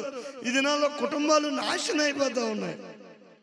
లేనిపోని అక్రమ సంబంధాలు పెడుతూ ఉంటారు. నోటికి ఎంత వస్తే అంత మాట్లాడుతూ ఉంటారు. అందుకే దావీదు ఏమని ప్రార్థన చేస్తున్నాడు తెలుసా? నా నోటి మాటలు, నా హృదయ ధ్యానము నీ దృష్టికి అంగీకారంగా. మళ్ళీ చెప్పండి. బయట వాళ్ళు చెప్పట్లేదు, ఆ వెనకాల చెప్పట్లేదు. బయట వాళ్ళు ఎవరు లెగిశారు? ఆ తమ్ముడు ఎవడు లెగిశాడు? కూర్చో తమ్ముడు. లెగిశాడు, కూర్చున్నాడు, మంచోడు. ఆయన అనుకుంటున్నాడు, నిన్ను పిలిచింది ఎవడ? ఎవడరా నిన్ను పిలిచింది? లెగితే చెప్తావు, ఫోన్ చూస్తే పట్టుకుంటున్నావు, నిన్ను పిలిచింది ఎవడ? మీకు సీక్రెట్ చెప్పనా? మనలో చాలామంది మంచోళ్ళు, కానీ ఆశీర్వాదాలు పొందకపోవడానికి చిన్న చిన్న తప్పులు. మనం గజ దొంగలం ఏం కాదు, స్పూన్ దొంగలం, పెన్ దొంగలం, జాంకే దొంగలం, కోడిపెట్ట దొంగలం, కోడిగుడ్డు. ఈరోజు తీర్మానం తీసుకుందామా? నాది కాంది నాకు వద్దు ప్రభా. అద్భుతాలు జరుగుతాయి మీ ఇంట్లో. నా ప్రియమైన తమ్ముడా, నా ప్రియమైన చెల్లి, అక్క, అన్న, ఈరోజు తీర్మానం తీసుకో. పరిసయుడికి చాలా మంచి 5 లక్షణాలు ఉన్నాయి. ఒకటి దొంగోడు కాదు, రెండోది అన్యాయస్తుడు కాదు, మూడోది వ్యభిచారి కాదు. చాలా మంది వ్యభిచారులు ఈ దినాల్లో. చాలా మందికి అక్రమ సంబంధాలు, అక్రమ సంపాదన. సినిమాలు బాగా చూసి, సీరియల్ బాగా చూసి సర్వనాశనం అయిపోతున్నారు చాలా మంది క్రైస్తవులు. చాలా మంది కుటుంబాల్లో అక్రమ సంబంధాలు, అక్రమ సంపాదన, దరిద్రపు జీవితం, వరుస వాయిలేని బ్రతుకు. పెళ్లి కాని కుర్రోడు పెళ్ళైన వాళ్ళతో సంబంధం. ఏం పేరు అని అడగండి, ఏం పేరు అని అడగండి. యేసుబాబు, వీడి పేరు యేసుబాబు. జైల్లో ఇరకొట్టించేసుకుంటున్నాడు పోలీస్ స్టేషన్లో. బాధాకరమైన విషయం ఏంటో తెలుసా? ఏంటని అడగండి. పోలీసు వాడు నాకు ఫోన్ చేశాడు, నేను వెళ్ళాను. నీకు యేసుబాబు తెలుసా అన్నాడు. యేసుబాబు రోజు కొలుస్తానంటే, నేను రోజు ప్రార్థన చేస్తానండి. యేసుబాబు నాకు బాగా తెలుసానంటే, అయితే నువ్వెంత ఎదవే, ఆడు నువ్వు రోజు కొలుతున్నావు అంటే నువ్వెంత ఎదవే. అయ్యి బాబాయ్, ఆడు అనకండి, ఆయన దేవుడు అండి అన్నాడు. ఈడాడు దేవుడు అని చూపించాడు. తీరా చూస్తాడు మా చచ్చోడు. ఏం పేరు? యేసుబాబు. పేరు యేసుబాబు, పేరు శాంతకుమారి, పేరు మరియమ్మ, పేరు యాకోబు, పేరు అబ్రహాము, పేరు ఆనందరావు, పేరు ఇస్సాకు. ఎంత మంచి పేరులో. పేరు గొప్ప, ఊరు దెబ్బ. దరిద్రపు జీవితం, మారు మనసు లేని బతుకు, నీతి జాతి లేని బతుకు, వ్యభిచారపు కోరికలు, జారత్వపు కోరికలు, దరిద్రపు ఆలోచనలు. చాలా మంది సినిమాలు, సీరియల్ చూసి నాశనం అయిపోతా ఉన్నారు. చాలా మందికి సీరియల్ పిచ్చి. చాలా మంది లేట్గా ఎందుకు వచ్చారని అడగండి. ఆ లేట్గా ఉన్న సీరియల్ చూసి వచ్చేసారంతే. కొంతమందికి సీరియల్ పిచ్చి ఎక్కువ. కొంతమంది కాన్సెప్ట్ ఏంటి తెలుసా? పాస్టర్ గారు మీకు తెలియదండి, ఒకవేళ ఈరోజు మీ మెసేజ్ మిస్ అయ్యామనుకోండి, మళ్ళీ ఎప్పుడన్నా వస్తారు మీరు. కానీ సీరియల్ కట్ అయింది అనుకోండి, మళ్ళీ రాదు, కనెక్షన్ కట్ అయిపోతుంది. నువ్వు కట్ అయినా పర్లేదు, సీరియల్ కట్ అవ్వకూడదు అంతే. భక్తి లేని జీవితం, పాపానికి బానిసైపోయిన జీవితం. చాలా కుటుంబాల్లో మగవాళ్ళు తాగుబోతులు అయిపోవడానికి కారణం స్త్రీలే, ఆ సీరియల్. ఈరోజు వార్షికోత్సవ సందర్భంగా నా ప్రియమైన తల్లులారా, చెల్లులారా, నా ప్రియమైన అన్నలారా, తమ్ముళ్ళారా, నేను ప్రశ్న అడగాలనుకుంటున్నాను. అది మీరే ఆన్సర్ చెప్పండి. అదేంటో తెలుసా? పాపానికి బానిస అయిపోయావా? జాగ్రత్త, నాశనానికి పరిగెడుతున్నట్టు. పాపం మనిషిని చంపేస్తుంది, పాపం మనిషిని బ్రతకనీదు. వ్యభిచారం ఘోరమైన పాపం. ఒక స్త్రీని మోపు చూపుతో చూస్తే అదే వ్యభిచారం. యోహాను మత్తయి సువార్త 5:27లో చాలా స్పష్టంగా ఉంటుంది. వ్యభిచారం అనగా ఒక స్త్రీని మోపు చూపుతో చూస్తే, ఒక పురుషుణ్ణి మోపు చూపుతో చూస్తే అప్పుడే నువ్వు మనసందు వ్యభిచారం చేశావు. వ్యభిచారాన్ని ప్రేరేపించే ఆ యొక్క వ్యభిచారాన్ని ప్రేరేపించే ఆ యొక్క ఐటమ్స్ ఏంటి అంటే కనుక సీరియళ్ళు, సినిమాలు, ఈ సెల్ ఫోన్లు. దయచేసి మీ పిల్లలకి ఇంటర్మీడియట్ అయ్యేదాకా అసలు సెల్ ఫోన్లు ఇవ్వకండి. ఒకళ్ళు ఇచ్చిన 5 నిమిషాలు 10 నిమిషాలు ఫోన్లు కొనకండి. ఫోన్లు చూసి నాశనం అయిపోతా ఉన్నారు. ఈ ఫోన్లో చాలా దౌర్భాగ్యమైన పరిస్థితులు ఉంటాయి. ఫోన్ మంచిదే, ఫోన్ మంచిగా వాడితే చాలా మంచిది. దీన్ని సరిగా వాడకపోతే నాశనానికి తీసుకెళ్ళిపోద్ది. రేడియేషన్స్ ఉంటాయి, లేనిపోని జబ్బులు, లేనిపోయిన సమస్యలు. చాలామంది ఫోన్లో చూడకూడనివి చూసి వ్యభిచారానికి బానిసలైపోయి కుటుంబాలు నాశనం అయిపోతున్నాయి, చచ్చిపోతున్నారు చిన్నపిల్లలు. మొన్నటి పేపర్ 3 రోజుల క్రితం నంద్యాలలో ఒక మైనర్ బాలికని ముగ్గురు పిల్లలు రేప్ చేసి చంపేశారంట. 18 సంవత్సరాల లోపు పిల్లలు, 18 సంవత్సరాల లోపు పిల్లలు అంటే 10th క్లాస్ ఇంటర్మీడియట్ పిల్లలు. పాపం ఎలా విచ్చలవిడిగా పెరిగిపోతుందో చూసారా? అమ్మలారా, మీకు సత్యం చెప్పున, దినాలు బహు భయంకరమైనవి, దినాలు చెడ్డవి. చివరి దినాల్లో ఉన్నాం, కడవరి దినాల్లో ఉన్నాం, రాకడ రోజులు ఇవి. ఇప్పుడన్నా పరీక్షించుకుందాం, ఇప్పుడన్నా మార్చుకుందాం. లోకం భయంకరంగా ఉంది. మన పిల్లల్ని చాలా జాగ్రత్తగా పెంచుకోవాలి. అందుకే ఏం చేయాలి తెలుసా? ప్రార్థన చేయాలి. వీలైతే వారానికి 2 రోజులు ఉపవాసం అంటే ప్రార్థన చేయాలి. ఉపవాస ప్రార్థన నీ పిల్లల కోసం, నీ భర్త కోసం, నీ భార్య కోసం, నీ సంఘం కోసం, నీ సంఘ సేవకుడు. ఆయన సేవకుడు అంటే ఎవరు? బాలరాజు గారు భార్య కోసం ఎప్పుడన్నా ఉపవాసం ఉండి ప్రార్థన చేశారా? చేశాను. మా పాస్టర్ గారి కోసం, పాస్టమ్ గారి కోసం, సంఘం విస్తరించబడేలాగా నేను ఉపవాసం ఉండి ప్రార్థన చేశాను అన్నవాళ్ళు చేయొద్దండి. ఇందాకన్నా 2 చేతులు వేసి ఇప్పుడు ఒకటే లేగట్లేదు. కుళ్ళు మొక్కలే వీళ్ళకి మీరు భోజనం పెట్టడం ఏంటి? మీకు సీక్రెట్ చెప్పనమ్మా, చెప్పనవద్దా? మీకోసం ఒకరోజు ఉపవాసం ప్రార్థన చేయండి. మీ సంఘం కోసం, దేశం కోసం, రాష్ట్రం కోసం, నాయకుల కోసం ఒకరోజు ఉపవాసం ఉండి ప్రార్థన చేయండి. మీ జీవితాలు ఎంత అద్భుతంగా మారిపోతాయో. హల్లెలూయా! గట్టిగా చెప్పండి ఒకసారి. ఉపవాసం ఉండి ప్రార్థన చేయండి. వారానికి 2 రోజులు ఉపవాసం ఉండండి. ఒకరోజు నీ భర్త, నీ భార్య, నీ పిల్లలు, నీ ఉద్యోగము, నీ పెళ్ళి, నీ కూతురు పెళ్ళి, నీ కూతురు పిల్లల పెళ్ళిళ్ళు, పిల్లలు వాటి కోసం, నీ కుటుంబం కోసం ఒకరోజు ప్రార్థన చేయండి. ఒకరోజు సంఘం కోసం, సంఘ సేవకుల కోసం, నాయకుల కోసం, మార్కాపురం కోసం, రాయవరం కోసం, మార్కాపురం కోసం, ప్రకాశం జిల్లా కోసం, ఆంధ్రప్రదేశ్ కోసం, ఆ ఇండియా కోసం ప్రార్థన చేయండి. ఇండియా మారాలి, భారతదేశం మారాలి. భయంకరమైన పరిస్థితులు మన దేశంలో అనుకుంటా ఉన్నాయి. ప్రార్థన చేయడానికి పర్మిషన్ ఇవ్వలేని పరిస్థితులు, చర్చ్ కట్టుకుంటానంటే పర్మిషన్ ఇవ్వలేని పరిస్థితులు తారుమారైపోతున్నాయి. పిల్లరా, కొన్ని రోజులకు ప్రార్థనకు వస్తే నీకు రేషన్ కార్డు తీసేసే రోజులు వస్తున్నాయి. ప్రార్థన చేయాలి, ఉపవాసం ఉండి ప్రార్థన చేయాలి. నీ ప్రార్థన చాలా గొప్పదే.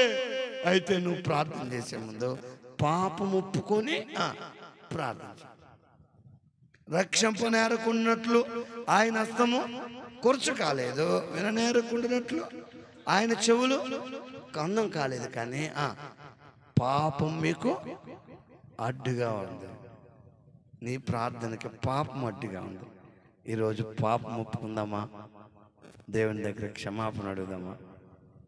గుర్తుపెట్టుకోండి, పాపాన్ని ఒప్పుకుంటే దేవుడు అద్భుతమైన ఆశీర్వాదాలు మన జీవితాల్లో ఇస్తాడు. నేను చిన్నప్పుడు చాలా భక్తిగా ఉండేవాడిని, జాగ్రత్తగా చాలా భక్తిగా ఉండేవాడిని. క్రిస్టియన్ హాస్టల్లో చదివాను. నేను చాలా పేదవాడిని. క్రిస్టియన్ హాస్టల్లోనే చదివాను. చర్చ్ కాంపౌండ్, 5 ఎకరాలు చర్చ్ కాంపౌండ్, పెద్ద చర్చి. ఆ చర్చికి సంబంధించిన హాస్టల్. ఆ హాస్టల్లో ఉండి నేను చదువుకున్నాను. పేదవాడిని, కాకినాడ దగ్గర. అయితే ఆ చదువుకుంటూ నేను 10వ తరగతికి వచ్చేటప్పటికి నేను పాస్టర్ చర్చిలో అన్ని పనులు నేను చేసేవాడిని. మా చర్చిలో ఇంచుమించు 1000 మంది పడతారన్నమాట. అంత పెద్ద చర్చ్. ఆ చర్చిలో మైకులు నేనే పెట్టేవాడిని, చాపలు వేసేవాడిని, చైర్లు వేసేవాడిని. ఎక్కువ చైర్లు ముందు కొంతమంది కూర్చోండి. చాపలు వేసేవాడిని, చైర్లు వేసేవాడిని, మైకులు పెట్టేవాడిని. పాస్టర్ గారు అంగీ వేసుకునేవారు, లోదరాన్ చర్చ్ అంగీ వేసుకునేవారు. ఆ అంగీ ఇచ్చేవాడిని, ఆయన బ్యాగ్ మూసేవాడిని. పాస్టర్ గారు కూడా తిరుగుతూ ఉండేవాడిని, ఏ పనన్నా చేసేవాడిని. ఇంకా గట్టిగా చెప్పాలంటే చర్చిలో తల్లో నాలికలాగా ఉండేవాడిని. మొక్కలకి నీళ్లు పోసేవాడిని. చర్చ్ అంతా సెక్స్టన్ ఒక ఆయన ఉంటాడు, చర్చి అదంతా తుడిచి చేసేవాడు. ఆయనకి సపోర్టివ్గా ఉండేవాడిని. అంత భక్తిగా ఉండేవాడిని. అందరితోనూ ప్రార్థన చేయించుకొని పరీక్ష రాయడానికి కూడా వెళ్ళేవాడిని. చాలా భక్తిపరుడు నేను, నిజంగా చెప్తున్నాను. చిన్నప్పటి నుంచి చాలా భక్తిపరుడు. పాస్టర్ గారితో ప్రార్థన, పాస్టర్ అమ్మ గారితో ప్రార్థన, మా వార్డెన్ గారితో ప్రార్థన, వార్డెన్ అమ్మ గారితో ప్రార్థన. బైబిల్ ఉమెన్ అని ఈ పిల్లల్ని నడిపించే ఒక మేడం ఉండేది, ఆమెతో ప్రార్థన, అందరితో ప్రార్థన. మళ్ళీ మా నాన్నగారు ప్రార్థన, మా నాన్నమ్మ ప్రార్థన.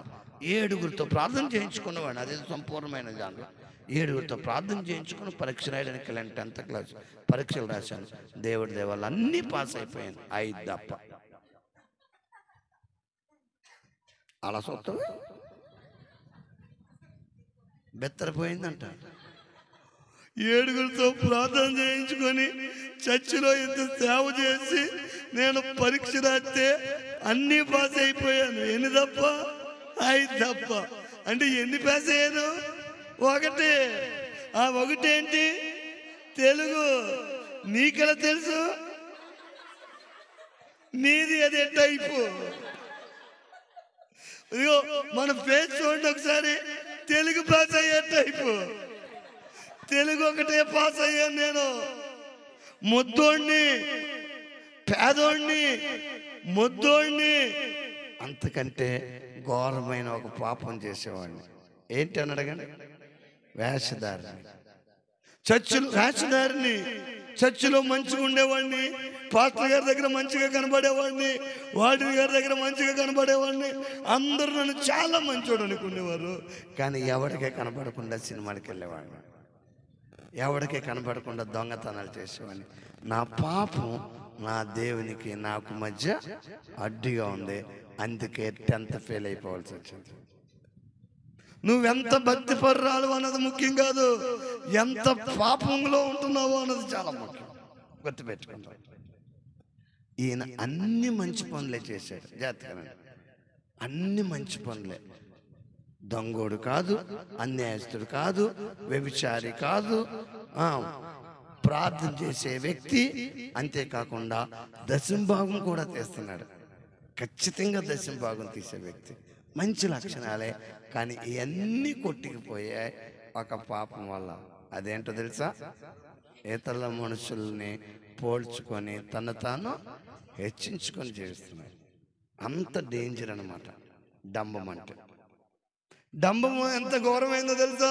అన్ని మంచి పనుల్ని తప్పని తీసి పడేసి డాంబికమైన జీవితం. అందుకే సామెతల గ్రంథం 16వ అధ్యాయం 18వ వచనం. త్వరగా తీయండి, ముగించేస్తాను. ఎప్పుడు ముగిస్తావు అన్నట్టు చూస్తున్నాడు బయట ఒక ఆయన, కాళ్ళు ఊపుకుంటూ మరీ చూస్తున్నాడు. సామెతల గ్రంథం 16వ అధ్యాయం 18వ వచనం. నాశనమునకు ముందు గర్వం నడుచును, పడిపోవడానికి ముందు అహంకారమైన. చాలా మంది నాశనమైపోవడానికి కారణం తెలుసా? గర్వం. చాలా మంది పడిపోవడానికి కారణం ఏంటి తెలుసా? గర్వం. చాలా మందికి జబ్బులు రావడానికి కారణం ఏంటి తెలుసా? గర్వం. చాలా మందికి యాక్సిడెంట్లు రావడానికి కారణం ఏంటి తెలుసా? గర్వం. చాలా మంది పెళ్లిలో పోవడానికి కారణం ఏంటి తెలుసా? గర్వం. చాలా మందికి పిల్లలు పట్టుకోవడానికి కారణం ఏంటి తెలుసా? గర్వం. చాలా మంది కొట్టేసుకుంటారు కదా, పోలీస్ స్టేషన్కి వెళ్ళడానికి, హాస్పిటల్కి వెళ్ళడానికి కారణం ఏంటి తెలుసా? గర్వం.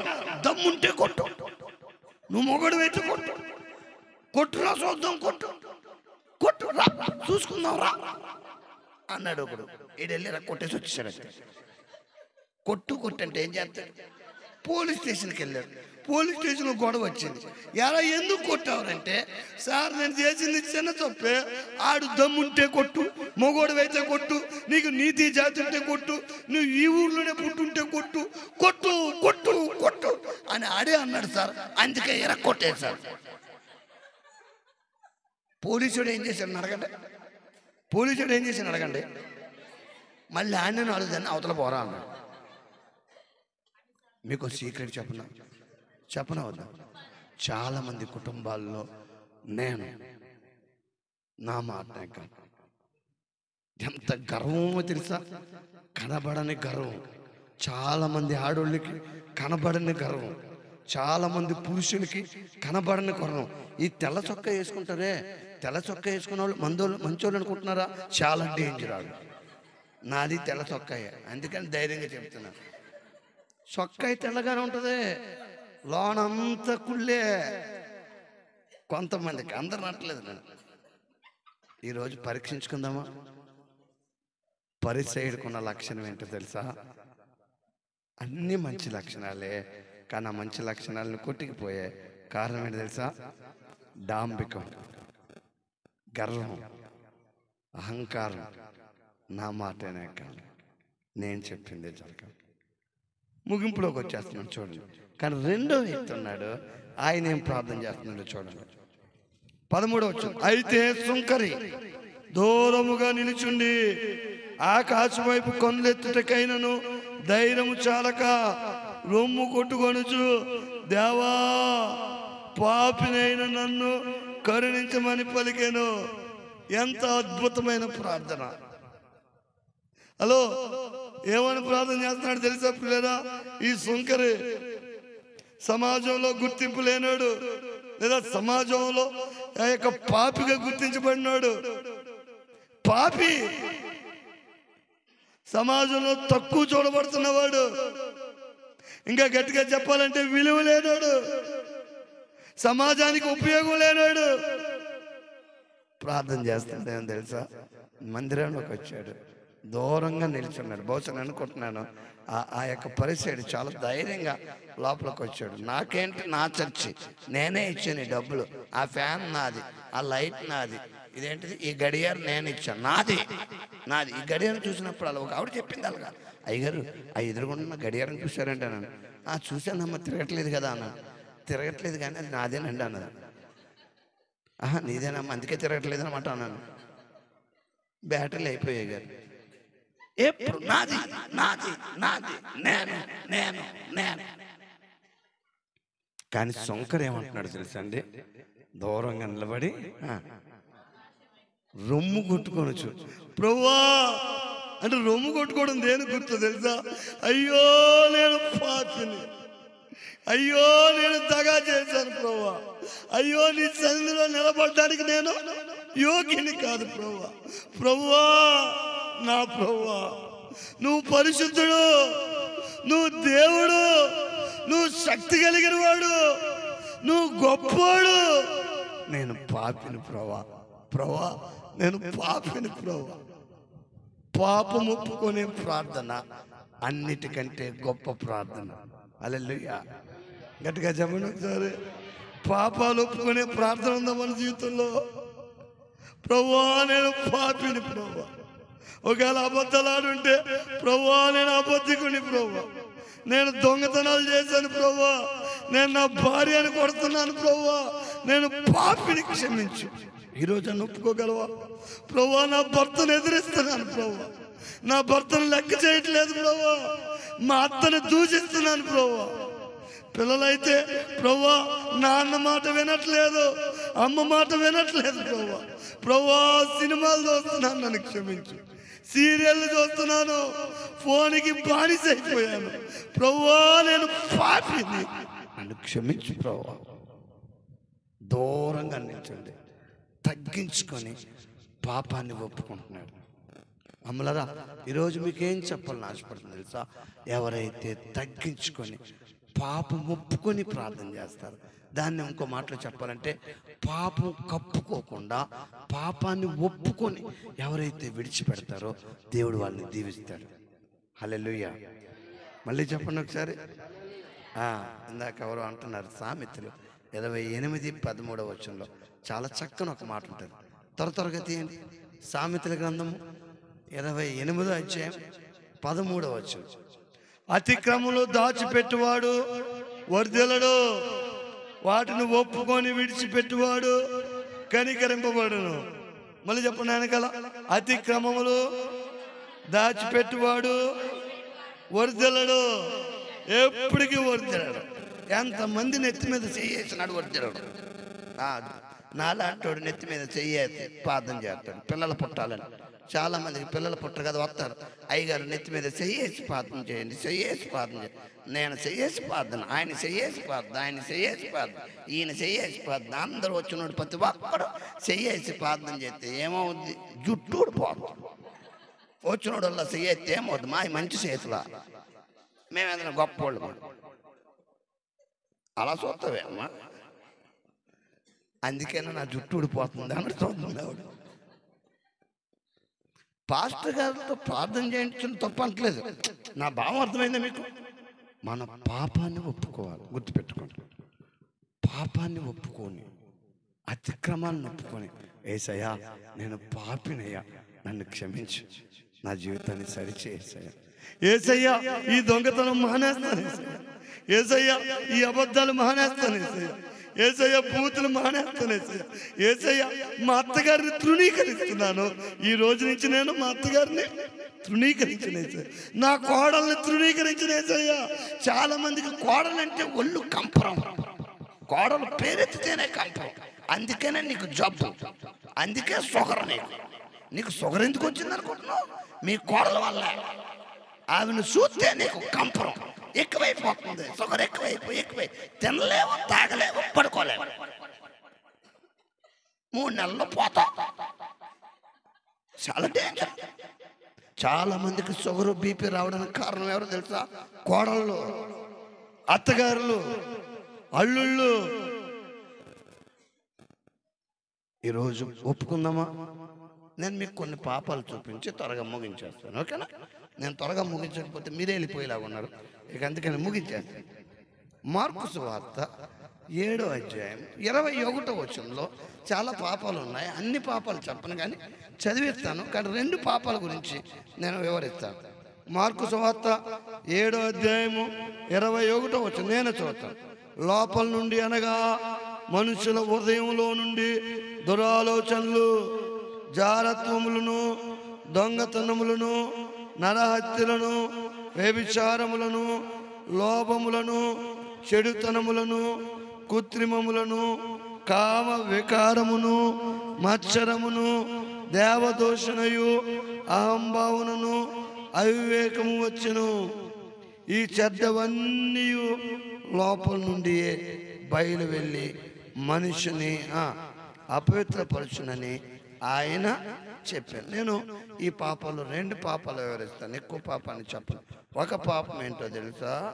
మనుషుల హృదయంలో నుండి దురాలోచనలు, ప్లస్ ఆలోచనలు, దురాలోచనలు, ఎప్పుడు చెడ్డ ఆలోచనలు, ఎప్పుడు చెడ్డ మాటలే, ఎప్పుడు మిస్అండర్స్టాండింగ్స్, అంటే దాన్ని ఏమంటారు? ఎప్పుడు తప్పుగా అర్థం చేసుకోవడమే. ఈరోజు మీకు సత్యం చెప్పనా? జీవితం చాలా విలువైందండి. హలో చెల్లుళ్ళరా, తమ్ముళ్ళరా, బయట ఉన్న అన్నలరా, జీవితం చాలా విలువైంది. అనవసరమైన దురాలోచన పెట్టుకొని అనవసరంగా నీ జీవితాన్ని పాడు చేసుకోకండి. అమ్మ తిట్టిందా? ఆ అమ్మాయి కదా తిట్టింది అనుకో. నన్ను ఎందుకు తిట్టింది? నన్ను తిడతాదా? నన్ను తిడితే నేను ఒప్పుకుంటానా? నేనేం తక్కువ? కోడలు ఎందుకు తిట్టింది? అత్తగారు ఎందుకు అలాగంది? ఎందుకు అందో? లేనిపోని ఆలోచనలు, లేనిపోని దురాలోచనలు. నన్నే ఎందుకు అనాలి? అసలు ఆమెను ఎలా తొక్కేయాలి, ఆమెను ఎలా చెడ్డ చేసేయాలి, ఆమెను ఎలా బ్యాడ్ చేసి ఆలోచించొద్దు. అసలు మీకు విషయం చెప్తున్నాను చూడండి, ఎదుటి వాళ్ళ కోసం అసలు ఎక్కువ ఆలోచించకండి. అది నేను చెప్పేది. బయట వాళ్ళ కోసం, ఇతరుల కోసం ఎక్కువ చెడ్డగా ఆలోచించకండి. ఆలోచిస్తే మంచిగా ఆలోచించండి. నేను రాగానే టీ ఇవ్వలేదు, పాలు ఇవ్వలేదు, నాకు టీ ఇచ్చలేదు, పాలు ఇవ్వలేదు అడగలేదు, నేను అనలేదు కూడా. ఎందుకు అని అడగండి. టీ తాగుతారు అయ్యగారు, నాకు టీ అలవాట్లేదు. పాలు తాగుతాను, పాలు అలవాట్లేదు. కాఫీ తాగుతాను, కాఫీ అలవాట్లేదు. వీడికి ఏది అలవాట్లేదు, పోన్లే ఈడే బెటర్ అనుకున్నారు వాళ్ళు. పెద్ద బాధపడలేదు, నేను కూడా. వాళ్ళు పెద్ద బాధపడలేదు. ఎంతవరకు అంతవరకు ఉంటే సరిపోదు. వీళ్ళు ఏమి ఎవరేమో నేను అనుకోండి. రాగిజావ ఉందండి అన్న. ఉందా అయ్యగారు? ఇది రాగిజావ కలిపారు, దాంట్లో బెల్లం ఉందమ్మా అన్న. బెల్లం కలిపారు, తాగేశారు, అయిపోయి. నాకు టీ ఇవ్వలేదు, నాకు భోజనం వెళ్ళలేదు, నేను వెళ్ళినమ్మటే నేను టిఫిన్ పెట్టలేదు. అలా చూద్దాం. మీకు విషయం చెప్పను, ఎక్కువ ఆలోచించకండి. సాయంకాలం భోజనం దొరుకుతాయి కదా, చికెన్ వేయలేదు, ఒక గరిటె వేశారు, నా పక్క దానికి 2 వేశారు, నాకు 1 వేశారు. అదో పెద్ద గొడవ. దానివల్ల చచ్చిమానేస్తారు, పట్టగారు. తెలుసా మీకు?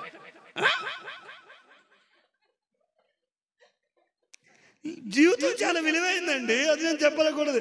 ఆఫ్టర్ గరిటి చికెన్ కోసం నీ బతుకు అన్యాయం చేసుకొని చచ్చి మానేసి ఇంకో చచ్చికి వెళ్ళి మళ్ళీ ఆడితో తిట్టించుకొని, మళ్ళీ మీ ఆయనతో కొట్టించుకొని, మీ అత్తగారితో తిట్టించుకొని, ఏదో బతుకు మంచం మీద పడ్డం ఎందుకు? పోతే పోయింది చికెన్. అయ్యగారు మీకు నేను ఎడతాను. ఎంత బాగుంటుంది, ఎంత బాగుంటుందండి. అలా చూస్తామమ్మా, చూడు అలా చూడు. మీకు సత్యం చెప్పనా వద్దా? ఎక్కువ ఆలోచించకండి. ఆలోచించిన మంచి ఆలోచనలు ఆలోచించండి, దురాలోచనలు ఆలోచించకండి.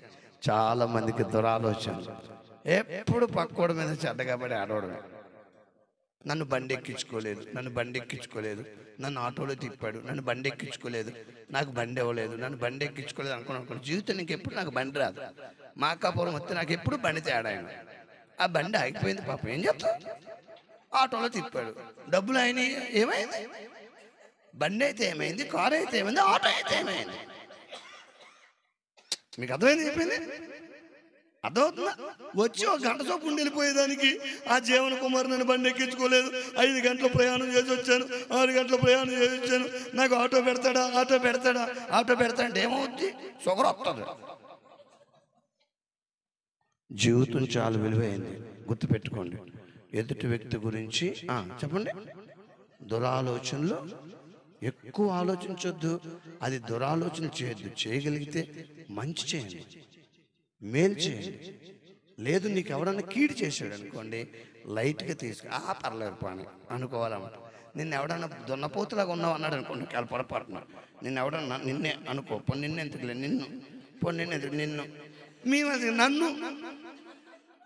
నన్ను ఎవడ దున్నపోతులాగా ఉన్నావు అన్నాడు అనుకోండి. ఒకవేళ దున్నపోతులాగా ఉన్నావు, తినేసి బలిసిపోయావు, దున్నపోతులాగా ఉన్నావు అన్నాడు అనుకోండి, చాలా థ్యాంక్స్ అను బుర్ర పిచ్చెక్కిపోద్దాడు. నిన్నెవడన్నా ఒరే నువ్వు ఎందుకు పనికి వస్తావురా అని అనుకోండి, నేను ఎందుకు పనికిరాను అక్క, థ్యాంక్స్ అక్క అలా. ఎప్పుడన్నా థ్యాంక్స్ చెప్పావు ఎవరికన్నా? తిట్టినోడికి థ్యాంక్స్ చెప్పావు? అన్ని కుళ్ళు బుద్ధులే. అందుకే ఈ చర్చ డెవలప్ అవ్వట్లేదు, అందుకే ఈ గోడలు పగలట్లేదు. గుర్తుపెట్టుకోండి, ఈ గోడలు పగిలి వీలైతే నెక్స్ట్ వార్చుకోవచ్చు కల్లా చర్చి పెద్దదవ్వాలి. ఆమేనండి. అవసరమైతే పక్క స్థలం కొనాలి. మీలో కొంతమంది దశంభాగాలు ఇవ్వడానికి సమర్పించుకొని ఇంకా ఎక్కువ డబ్బులు ఇచ్చి ఈ చర్చి మందిరం కట్టడం నాది బాధ్యత అని బాధ్యత తీసుకోండి, గొప్పోళ్ళు అవుతారు. దురాలోచనలు వద్దు, మంచి ఆలోచనలు పెట్టుకోండి. మంచి ఆలోచనలు రావాలి. నన్నే పొగడాలనుకోవద్దు, నన్ను తిట్టినా పర్లేదు, నేను పొగుడుతాను అనుకోవాలి. అలా ఒక ఆయన అనుకున్నాడు. కీర్తన గ్రంథం 38 అధ్యాయం ఉంటుంది. త్వరగా చదవనయండి. కీర్తన గ్రంథం 38 అధ్యాయం 20వ వచనం. కీర్తన గ్రంథం 38 అధ్యాయం 20. అక్కడ ముగ్గురు ఉన్నారు, వాళ్ళు రాసే పనిలోనే ఉన్నారు కానీ వింటున్నారు లేదో నాకు డౌటే. మేలునకు ప్రతిగా వారు నాకు కీడు చేసి ఉన్నారు, నేను ఉత్తమమైన దాన్ని ఎంచినందుకు వారు నాకు శత్రువులైంది. ఏమో మైక్లో చదవే, నువ్వు శత్రువు అయిపోయావు నాకు కదా. చదువు, మైక్లో చదువు ఒకసారి. ఏంటి అప్పుడే శత్రువు అయిపోయావా? మేలునకు ప్రతిగా వారు నాకు కీడు చేయుచున్నారు. ఎంత అద్భుతమో చూడండి. మేలు నేను చేశాను, వాళ్ళు ఏం చేస్తున్నారు? కీడు చేస్తున్నారు. నేను ఉత్తమమైన దాన్ని చేశాను, అనుసరించినందుకు వారు నాకు శత్రువులై. హలో, నన్ను చూడండి ఒకసారి అందరూ. దావీదు పరిస్థితి తెలుసా? దావీదేమో వాళ్ళకి ఏం చేశాడు? మేలు చేశారు. వాళ్ళు ఏం చేస్తున్నారు? కీడు చేస్తున్నారు. దరిద్రులు. దావీదు ఏం చేశాడు? అందరూ చెప్పాలి. దావీదు ఏం చేశాడు? వాళ్ళకి మేలు చేశాడు. వాళ్ళు ఏం చేస్తున్నారు? మళ్ళీ దావీదు ఏం చేశాడు? మళ్ళీ మేలు చేశాడు. మళ్ళీ వాళ్ళు ఏం చేశారు? మళ్ళీ కీడు చేశారు. ఈయన మళ్ళీ మేలు చేస్తారు, వాళ్ళు కీడు చేశారు. మళ్ళీ ఈయన వాళ్ళు కీడు చేసే కొద్ది ఈయన ఏం చేస్తున్నాడు? అలా ఎన్ని సంవత్సరాలు చేశాడు అడగండి. 14 సంవత్సరాలు చేశాడు. ఈయన మేలు చేస్తున్నాడు, వాళ్ళు కీడు చేస్తున్నారు. ఈయన మేలు చేస్తున్నాడు, వాళ్ళు కీడు చేస్తున్నారు. చివరికి దేవుడే తట్టుకోలేక, వారికి ఎంతకాలం కీడు చేసిన వాళ్ళకి మేలు చేస్తావు అని చెప్పి దేవుడే కీడు చేసిన వాళ్ళని లేపేశాడు. ఒకే రోజు ఆయన 3 కొడుకులు, భార్య, వంశం లేచిపోయారు. దేవుడే లేపేశాడు. కానీ దావీదు లేపలేదు. మేలు చేస్తే కీడు చేసింది ఎవరో తెలుసా? సౌలు మామగారు, పిల్లనిచ్చిన మామ. అందుకే నా ప్రియమైన పురుషులారా, ఎప్పుడైనా సరే ఎవరితోన్నా జాగ్రత్తగా ఉండండి. అయితే మీరు ఒకరితో చాలా జాగ్రత్తగా ఉండాలి. అది ఎవరంటే పిల్లనిచ్చిన మామ. పిల్లనిచ్చిన మామతో చాలా జాగ్రత్తగా ఉండాలి. ఒకవేళ ఎప్పుడైనా కీడు చేశాడు అనుకోండి, మీరేం చేయాలి? మేలే చేయాలి. ఎవరికైనా మేలే చేయాలి. నా భార్యకి నాకు అప్పుడప్పుడు చిన్న గొడవలు వస్తాయి కదా ఎవరికైనా. ఈరోజు కూడా వచ్చింది. నువ్వు రాత్రి వెళ్ళిపోతావు, అసలు ఇంట్లో ఉండలేదు, నువ్వేం సేవకుడు, పిల్లల్ని పట్టించుకోవా, అది ఇది ఆపుతుంది అంటే నేనేం చేశాను అడగండి. పాప, నీకెంత సహనమో, నువ్వెంత భక్తిపరురాలు అంటే మీ నాన్నకున్నంత భక్తి ఉంది. మీ నాన్న చాలా భక్తిపరుడు, మీ నాన్న చాలా ప్రార్థనాపరుడు, మీ నాన్నకున్నంత దీర్ఘశాంతం నీకు కూడా కొంచెం ఉంది, కాబట్టి ఈ మధ్య తగ్గుతుంది అనగానే సెట్ అయిపోయింది. మీరు ఎప్పుడైనా భార్యలు సెట్ అవ్వాలనుకోండి, పురుషులారా, కొట్టకండి, తిట్టకండి, వాళ్ళ నాన్న పోవడండి అంతే చాలు. ఈ ఆడవాళ్ళకి నాన్నంటే చాలా ఇష్టం. మన బాధ ఏదో తెలుసా? మనం పురుషులేడు తెలుసా? మీ నాన్న దొంగోడు, మీ అమ్మ దొంగదే, మీ తాత దొంగోడు, మీ అక్క దొంగదే, నీ బొత్తుకే దొంగదే, మీ ఊరోడే దొంగోడు అంటే ఈవిడేమంటది? రోడ్డు ఎక్కేద్దంటే పోలీసుడికి చెప్తాను. అందుకే గుర్తుపెట్టుకోండి, మిమ్మల్ని ఎవరైనా తిట్టారనుకోండి, ఓపిక పట్టి థ్యాంక్స్ చెప్పండి. నా భార్య నా మీదకి రివర్స్ అయింది అనుకోండి, నిజంగా నువ్వు తిడుతున్నప్పుడు ఎంత అందంగా ఉంటావో తెలుసా? మీ నాన్న కూడా సహనం కలిగినోడు, నీకు కూడా సహనమే. సెట్ అయిపోద్ది. భార్యను సెట్ చేయాలంటే ఏం చేయాలో తెలుసా? నాన్న పొగిడితే చాలు సెట్ అయిపోద్ది. ఈయన అనుకుంటున్నాడు ఈ సీక్రెట్ నాకు తెలియదు అయ్యగారు, ఇది నాకు తెలిస్తే ఎప్పుడో వాడు. ఇంకో సీక్రెట్ కూడా చెప్తాను. ఈ వార్షికోత్సవ సందర్భంగా చర్చి ఎక్స్టెన్షన్ అవ్వాలంటే ఒక సీక్రెట్ చెప్తాను. చెప్పనవద్దా? బాధపడని చెప్తాను. మీరు చేస్తారు లేదు మీ ఇష్టం, చేస్తే మీరు చాలా గొప్పవాడు అవుతారు. ఏంటని అడగండి. కీడు చేసిన వాళ్ళకి మేలు చేయండి, అద్భుతాలు జరుగుతాయి. నిన్ను హింసించిన వాళ్ళని ప్రేమించండి, నిన్ను దూషించిన వాళ్ళకి థ్యాంక్స్ చెప్పండి, నిన్ను అసహించుకున్న వాళ్ళకి ఆహారం పెట్టండి. బాధల్లో నిన్ను తిట్టినోళ్ళు, కొట్టినోళ్ళు ఒకవేళ బాధలు ఉన్నారనుకోండి, పలకరించి భుజం మీద చేసి నీకోసం నేను ఉంటాను వదినా, నిలబడండి. దావీదు అదే చేశాడు, గొప్పోడయ్యాడు. హల్లెలూయా. దేవుడు ఈరోజు నిన్ను గొప్పదానిగా చేయాలనుకుంటున్నాడు, నిన్ను గొప్పోడుగా చేయాలనుకుంటున్నాడు. నిన్ను దీవించి, నిన్ను బట్టి ఈ యొక్క గ్రామాన్ని కూడా దీవించాలనుకుంటున్నాడు. ఈ సంఘాన్ని బట్టి, నిన్ను బట్టి ఈ సంఘాన్ని విస్తరింప చేయడానికి దేవుడు ఇష్టపడుతున్నాడు. నువ్వు ఇష్టపడుతున్నావా? రెండో పాపం చెప్పి ముగించేస్తాను. మొదటిదేమో దురాలోచనలు, రెండోది తెలుసా? దేవదోషం. చూడండి అక్కడ 7:27 చివరి నుంచి ఉంటుంది అది. దేవదోషణయు అహంభావము అవివేకమును. దేవదోషణ అంటే దేవుని దూషించడం అంటే నాకేం చేశాడు దేవుడు, అది నాకే ఎందుకు ఎలాగయ్యింది, నాకే ఎందుకు పిల్లలు లేరు, ఆడు కారు కొనుక్కున్నాడు నాకెందుకు కారు లేదు, అదిగో ఆడికి పెళ్ళి అయింది నాకెందుకు అవ్వలేదు, అదిగో వాళ్ళ ఆయన డాక్టర్ మా ఆయన ఎందుకు ఆర్ఎంపీ. నువ్వు అనుకుంటున్నావు డాక్టర్ కంటే ఆర్ఎంపీయే బెటర్, నీకు తెలియదు. అది డాక్టర్ అని చెప్పి అన్ని టెస్టులు నీ మీదే వేస్తాడు. డాక్టర్ చాలా డేంజర్, మీకు తెలుసో లేదో. అన్ని టెస్టులు ప్రాక్టికల్స్ నీ మీద చేస్తాడు. నువ్వు సెట్ అవ్వక నువ్వు పోతావు. ఆర్ఎంపీ డాక్టర్ తెలిసింది చేస్తాడు, లేదంటే పై డాక్టర్కి వెళ్ళి అంటాడు. ఆర్ఎంపీ డాక్టరే బెటర్. సంబంధం వస్తే డాక్టర్ సంబంధం, ఆర్ఎంపీ సంబంధం వస్తే ఆర్ఎంపీ ఉండే చేసుకో, పోతే పోయింది ఏదో జోడు. చిన్న చిన్న జబ్బులు తగ్గిస్తాడు, లేదంటే పెద్దోడు ఎవడో కరెక్ట్గా చెప్తాడు, కమిషన్ తీసుకోకుండా తీసుకెళ్తాడు. డాక్టర్లు మనుషులను చంపేస్తున్నారు. నేనేం చెప్పాలనుకుంటున్నాను తెలుసా? డాక్టర్లు నా సందర్భం కాదు. ఎప్పుడు దేవుణ్ణి దూషించడమే, ఎప్పుడు దేవుణ్ణి అవమానించడమే. దేవుడు నాకేం చేశాడు, నాకే ఎందుకు ఎలాగయ్యింది, నా భర్త ఎందుకు చచ్చిపోయాడు, నా భార్య ఎందుకు గయ్యాల గొప్ప, నా కూతురికే ఎందుకు మెడికల్ సీట్ రాలేదు, నేనే ఎందుకు పెళ్ళి అవ్వలేదు, నాకే ఎందుకు పిల్లలు పుట్టలేదు, నా దేవుడు ఏడు, దేవుడు ఏం చేశాడు అన్నావా, నువ్వు ఎప్పటికీ బాగుపడవు, గుర్తుపెట్టుకో.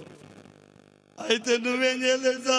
యేసయ్యా నేను పాపిని, యేసయ్యా నేను పాపి, నా పాపాన్ని క్షమించేసయ్యా, యేసయ్యా నేను పాపిని. ఒక ఆయన చాలా చక్కని ప్రార్థన చేశాడు, ఆ ప్రార్థన చదివించి ముగించేస్తాను. ఆ చివరి తమ్ముడు అనుకుంటున్నాడు ముగించేస్తానని 30 గంటల నుంచి అన్నాడు. ఈయన ముగించడు అన్నట్టు చూస్తున్నాడు. ఆ మేసాలు వేసుకున్న అన్న మేసాలు దువ్వుకుంటూ మరి అనుకుంటున్నాడు ఆయన. నిజంగానే ముగించేస్తాను. 5 నిమిషాల్లోనే ముగించేస్తాను. చూడండి, ఒక ఆయన ఎందుకు పనికిరాని ఆయన, జాగ్రత్తగా ఎందుకు ఉపయోగం లేని ఆయన దేవదోషం చేయకుండా చక్కని ప్రార్థన చేశాడు, అద్భుతాన్ని చూశాడు. లోకసువార్త 18వ అధ్యాయం ఎంత అద్భుతమైన ప్రార్థన అంటే 38వ వచనం. అప్పుడు వాడు యేసు దావీదు కుమారుడా నన్ను కరుణించమని కేకలేగా ఊరకుండమని ముందర నడుచుండిన వారు వానిని గద్దించిరి గాని వాడు మరీ ఎక్కువగా దావీదు కుమారుడా నన్ను కరుణించమని కేకలు వేశాను. ఎంత మంచోడు తెలుసండి. దావీదు కుమారుడా నన్ను కరుణించయ్యా, యేసయ్యా నన్ను కరుణించు. గుడ్డోళ్ళకి కాళ్ళు ఇచ్చో, గుడ్డోళ్ళకి కళ్ళు ఇచ్చో, కుంటోళ్ళకి కాళ్ళు ఇచ్చో, చచ్చిపోయిన వాళ్ళని బతికించో. ఎంతో మంది నీ గురించి చెప్తున్నారయ్యా. యేసయ్యా నన్ను కరుణించేసయ్యా, నేను పాపిని, యేసయ్యా నేను పాపినయ్యా. దేవుని దగ్గర ఏడ్చి గొంతెత్తి కేకలేస్తున్నాడట. గట్టిగా అరిచి ప్రార్థన చేస్తున్నారు. ముందర నడిచిన వాళ్ళు ఏమన్నారు తెలుసా? రే ఎందుకురా ప్రార్థన చేస్తున్నావు, ఎందుకు రావుతున్నావు, నోరు మూసుకొని మౌనంగా ఉండకపోతే కొత్తు లెగిసిపోతుంది, నోరు మొద్దు మొక్కమా అని తిట్టారండి. వాడు అక్కడ ఏముంది చూడండి, వాడు మరి ఎక్కువ కేకలు వేశాడు, మరి ఎక్కువ కేకలేసి దావీదు కుమారుడా నన్ను కరుణించవా. ఇంతకీ కేకలేసింది ఎవరో తెలుసా అండి? గుడ్డోడు. ఆ పైన 35లో ఉంటుంది. ఆయన ఎరుకోపట్నం సమీపించినప్పుడు ఒక గుడ్డువాడు త్రోవ పక్కన కూర్చుండి భిక్షం అడుకుని.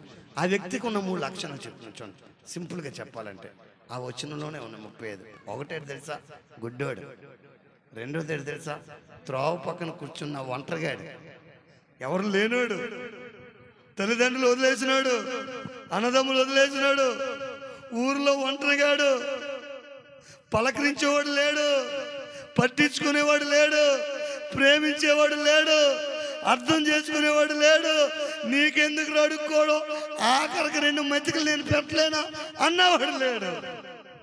గుడ్డోడు, కళ్ళు లేని కబోది, అది కూడా పుట్టిన కానించి గుడ్డోడు. రెండోది తోలు వేయబడిన వాడు, త్రోవ పక్కన ఉన్నవాడు, ఒంటరిగాడు. మీలో చాలా మంది ఏమో తెలుసా, నేను ఒంటరిగాడిని, నేను ఒంటరిదాన్ని, నాకు దిక్కెవరున్నారు, నన్ను ఎవరు గౌరవిస్తారు, మా ఆయనే తిడుతున్నాడు, మా అత్తగారే తిడుతుంది, మా బంధువులే తిడుతున్నాడు, మా నాన్నే ఉచ్చి అన్నాడు, మా అమ్మే నువ్వు వద్దు అంది, చిచ్చి నా బతుకు వేస్ట్ అని చచ్చిపోయింది ఒక ఆవిడ ఆత్మహత్య చేసుకొని 3 రోజుల క్రితం. ఈరోజు మీకు ఏం చెప్పాలనుకుంటున్నాను తెలుసా? గుడ్డోడు, ఒంటరిగాడు, మూడోది అడుక్కునేవాడు, భిక్షగాడు, పనికి రానోడు, పనికి మాల జీవితం, ఉపయోగం లేని జీవితం, విలువ లేని జీవితం, ఎవరికి ఉపయోగం లేదు. మీకు సీక్రెట్ చెప్పనా వద్దా? ఆ గుడ్డోడు వల్ల ఆడికి ఉపయోగం లేదు, ఆ ఊరికి ఉపయోగం లేదు, ఆ ఇంటికి ఉపయోగం లేదు. There is no use about that blind man. ఆ బ్లైండ్ మ్యాన్ బట్టి ఎవరికి ఉపయోగం లేదు. కానీ ఆ గుడ్డోడు ఏం చేశాడు తెలుసా అండి? దావీదు కుమారుడా నన్ను కరుణించు. ఆ గుడ్డోడి ప్లేస్లో మనం ఉంటే ఏమంటే తెలుసా? నేనే ఎందుకు గుడ్డోడిని అవ్వాలి? నువ్వు దేవుడువా, దావీదు కుమారుడా, యేసు నువ్వు నిజంగా దేవుడువా, దేవుడు అయితే నేనే ఎందుకు గుడ్డోడు అవ్వాలి? నాకే ఎందుకు కళ్ళు పోవాలి? నేనే ఎందుకు ఇంటర్వ్యూలు అవ్వాలి? నాకే ఎందుకు పిల్లలు పుట్టకూడదు? నా భర్తే ఎందుకు చచ్చిపోవాలి? నువ్వు అన్యాయస్తుడు అనే టైప్ మంది. కానీ ఆ గుడ్డోడి టైప్ ఏంటో తెలుసా? తన పాపం ఒప్పుకొని దేవుని దగ్గర క్షమాపణ అడిగే టైప్.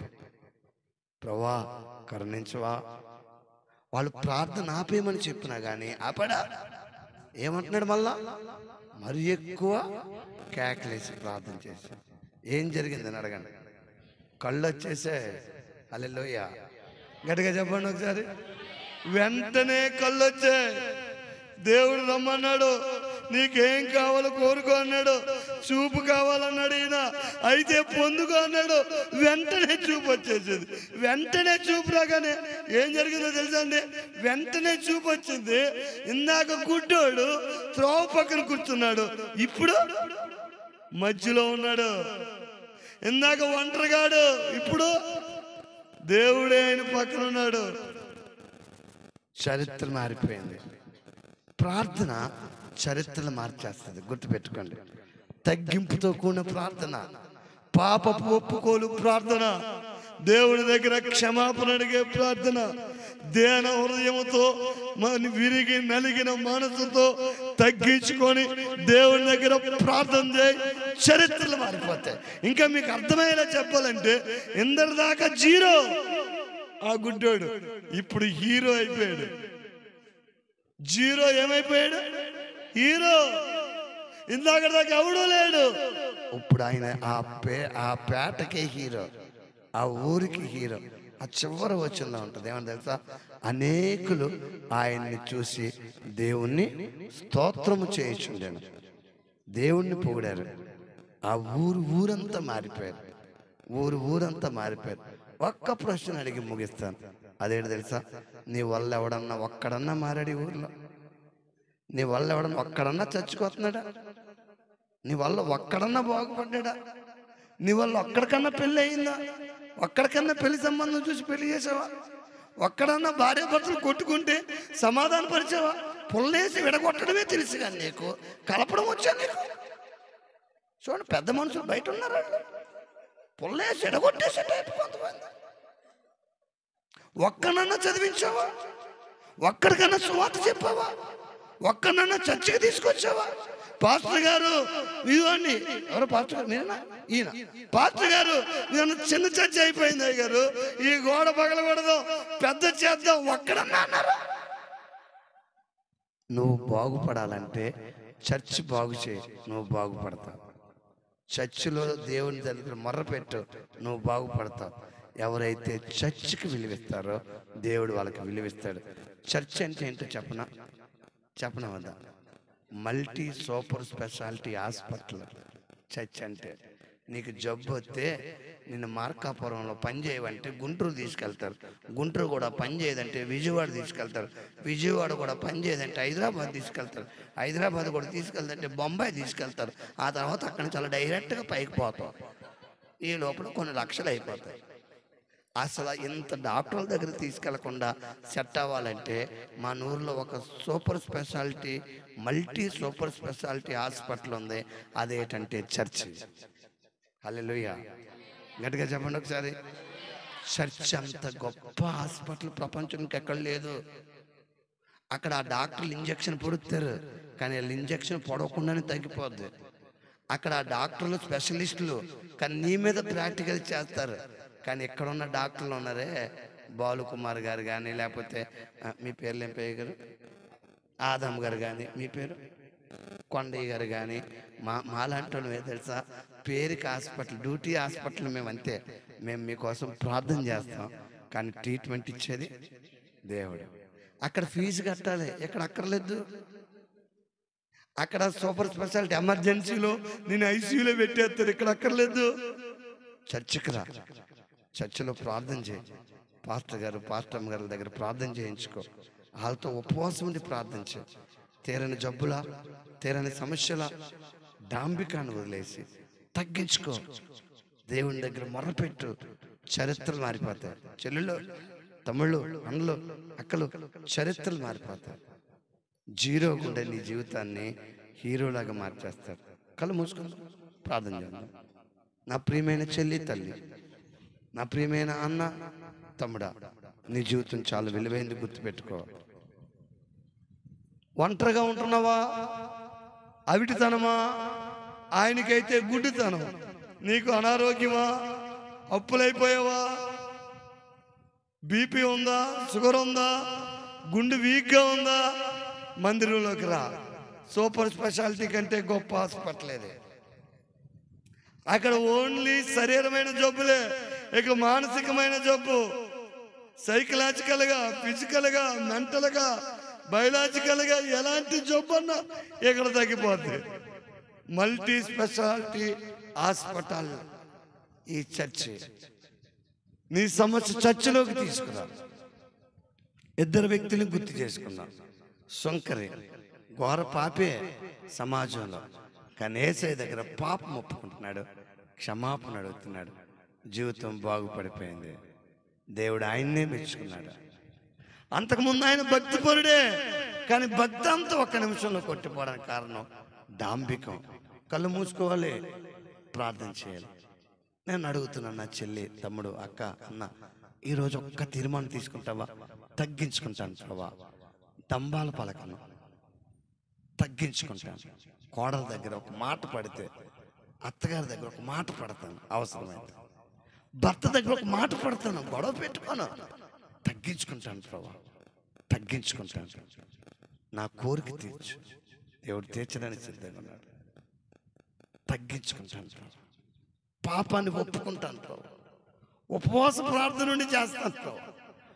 ఇదిగో నోరు కాచుకోలేకపోతున్నాను, నా నోరు అదుపులో పెట్టాను, ప్రార్థన చేస్తాను ప్రభా. ఉపవాసాలు ఉంటాను, నా పిల్లల కోసం ఉపవాసం ఉంటాను, నా భర్త కోసం ఉపవాసం ఉంటాను, నా మందిరం కోసం, ఈ ఊరు కోసం ఉపవాసం అని ప్రార్థన చేస్తాను. 9వ వార్షికోత్సవం జరుపుకుంటున్నాం మనం. 10వ వార్షికోత్సవం లోపల ఇదిగో నా తరపున ఈ చర్చిలోకి, ఇదిగో గుడ్డివాడి ద్వారా అనేక మంది రక్షించబడ్డారు. నా ద్వారా అనేక మంది చర్చికి వచ్చేటట్లు నేను నీ కోసం నిలబడతాను ప్రభా. నిన్ను దూషించను ప్రభా, నిన్ను ప్రేమిస్తాను. గర్వించను ప్రభా, తగ్గించుకొని నీ కోసం బతుకుతాను. తీర్మానం తీసుకుందాం. దేవుడు నిన్ను ఆశీర్వదించడానికి సిద్ధంగా ఉన్నాడు. చివరగా నేను అడుగుతున్నాను, అదేంటంటే ప్రభా, ఇదిగో గుడ్డోడిని, త్రోవ పక్కన ఉన్నాను, భిక్షగాడిని, నాకెవరూ లేరు ప్రభా, నువ్వుంటే చాలేసయ్యా, నిన్నే ప్రార్థిస్తానేసయ్యా, పాపపు ఒప్పుకోలు ప్రార్థన చేస్తానేసయ్యా, నా కోసం సిలువ వేయబడినేసయ్యా, నా కోసం ప్రాణం పెట్టినేసయ్యా, తెలుసా అమ్మ, యేసయ్య నీ కోసం నా కోసం ప్రాణం పెట్టాడు. రోజు వింటున్నాం, సిలువ వేయబడ్డాడు, రక్తం కార్చాడు, ముళ్ళ కిరీటం ధరించాడు, చేతుల్లో మేకులు, కాళ్ళల్లో మేకులు, నెత్తి మీద ముళ్ళ కంప కోడాలతో కొడుతుంటే ఆయన చెప్పిన మాట, వీరేం చేస్తున్నారు, వీరెరుగరు గనుక క్షమించు. యేసయ్య నన్ను క్షమించు, నీ రక్తంలో కడగడు, నేను నీ బిడ్డగా జీవిస్తాను. గుడ్డివాడు ఎలా హీరో అయ్యాడు, నేను కూడా హీరోలాగా నీ కోసం బతుకుతాను. తీర్మానం తీసుకుందామా? దేవుడిని నిజంగానే గొప్ప వ్యక్తి చేయాలనుకుంటున్నాడు. అందుకే ఈ మందిరానికి ఈ రోజున తీసుకొచ్చాడు.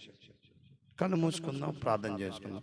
నిజంగానే ప్రభువా నీ కోసమే బతుకుతాను, డాంబికం లేకుండా సుంకర్లాగా తగ్గించుకుంటాను, గుడ్డివాడులాగా ప్రార్థన ఆపేయమన్నా ఆపేయకుండా తెల్లవారుజాము లేచి ప్రార్థన చేస్తాను, నీ సందులో మొర్ర పెడతాను అన్నవాళ్ళు 2 చేతులు పైకెత్తి చిన్న ప్రార్థన చేయండి. మేము కూడా మీకోసం చిన్న ప్రార్థన చేయబోతున్నాం. 2 చేతులు పైకెత్తి చిన్న ప్రార్థన. అందరూ చేతులు ఎత్తొద్దు. ఎవరైతే నిజంగా తీర్మానం తీసుకుంటారో, ప్రభువా తగ్గించుకుంటాను, ప్రభువా ఉపవాసం ఉండి నా జీవితం కోసం ప్రార్థన చేస్తాను, ప్రభువా దశమ భాగాలు ఖచ్చితంగా తీసి మందిరానికి ఇస్తాను, ప్రభువా నీకోసం నమ్మకంగా జీవిస్తాను, దురాలోచనలు ఆలోచించను, నీ దేవదోషం చేయను ప్రభువా. 2 చేతులు పైకెత్తి, కళ్ళు మూసుకోవాలి, 2 చేతులు పైకెత్తి ప్రార్థన చేద్దాం. దేవుని దగ్గర సమర్పించుకుందాం. దేవుడు నిన్ను దీవించడానికి సిద్ధంగా ఉన్నాడు. ఈ సమయంలో దేవుడు నిన్ను ఆశీర్వదించిపోతున్నాడు. అదే 5వ అధ్యాయం కీర్తనలు 9వ వచనం ఉంటుంది, యెహోవా నీతిమంతులను ఆశీర్వదించును. దేవుడు నిన్ను ఆశీర్వదించును గాక, నిన్ను హెచ్చించును గాక, నీ కోరికను సిద్ధింపచేసి సఫలం చేయను గాక.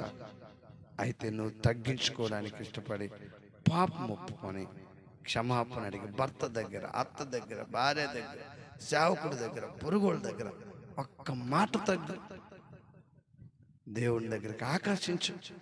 నువ్వు దీవించబడతావు, మందిరం దీవించబడుతుంది, మనుషులు దీవించబడతారు. ప్రార్థన చేసుకుందాం, కళ్ళు మూసుకుందాం.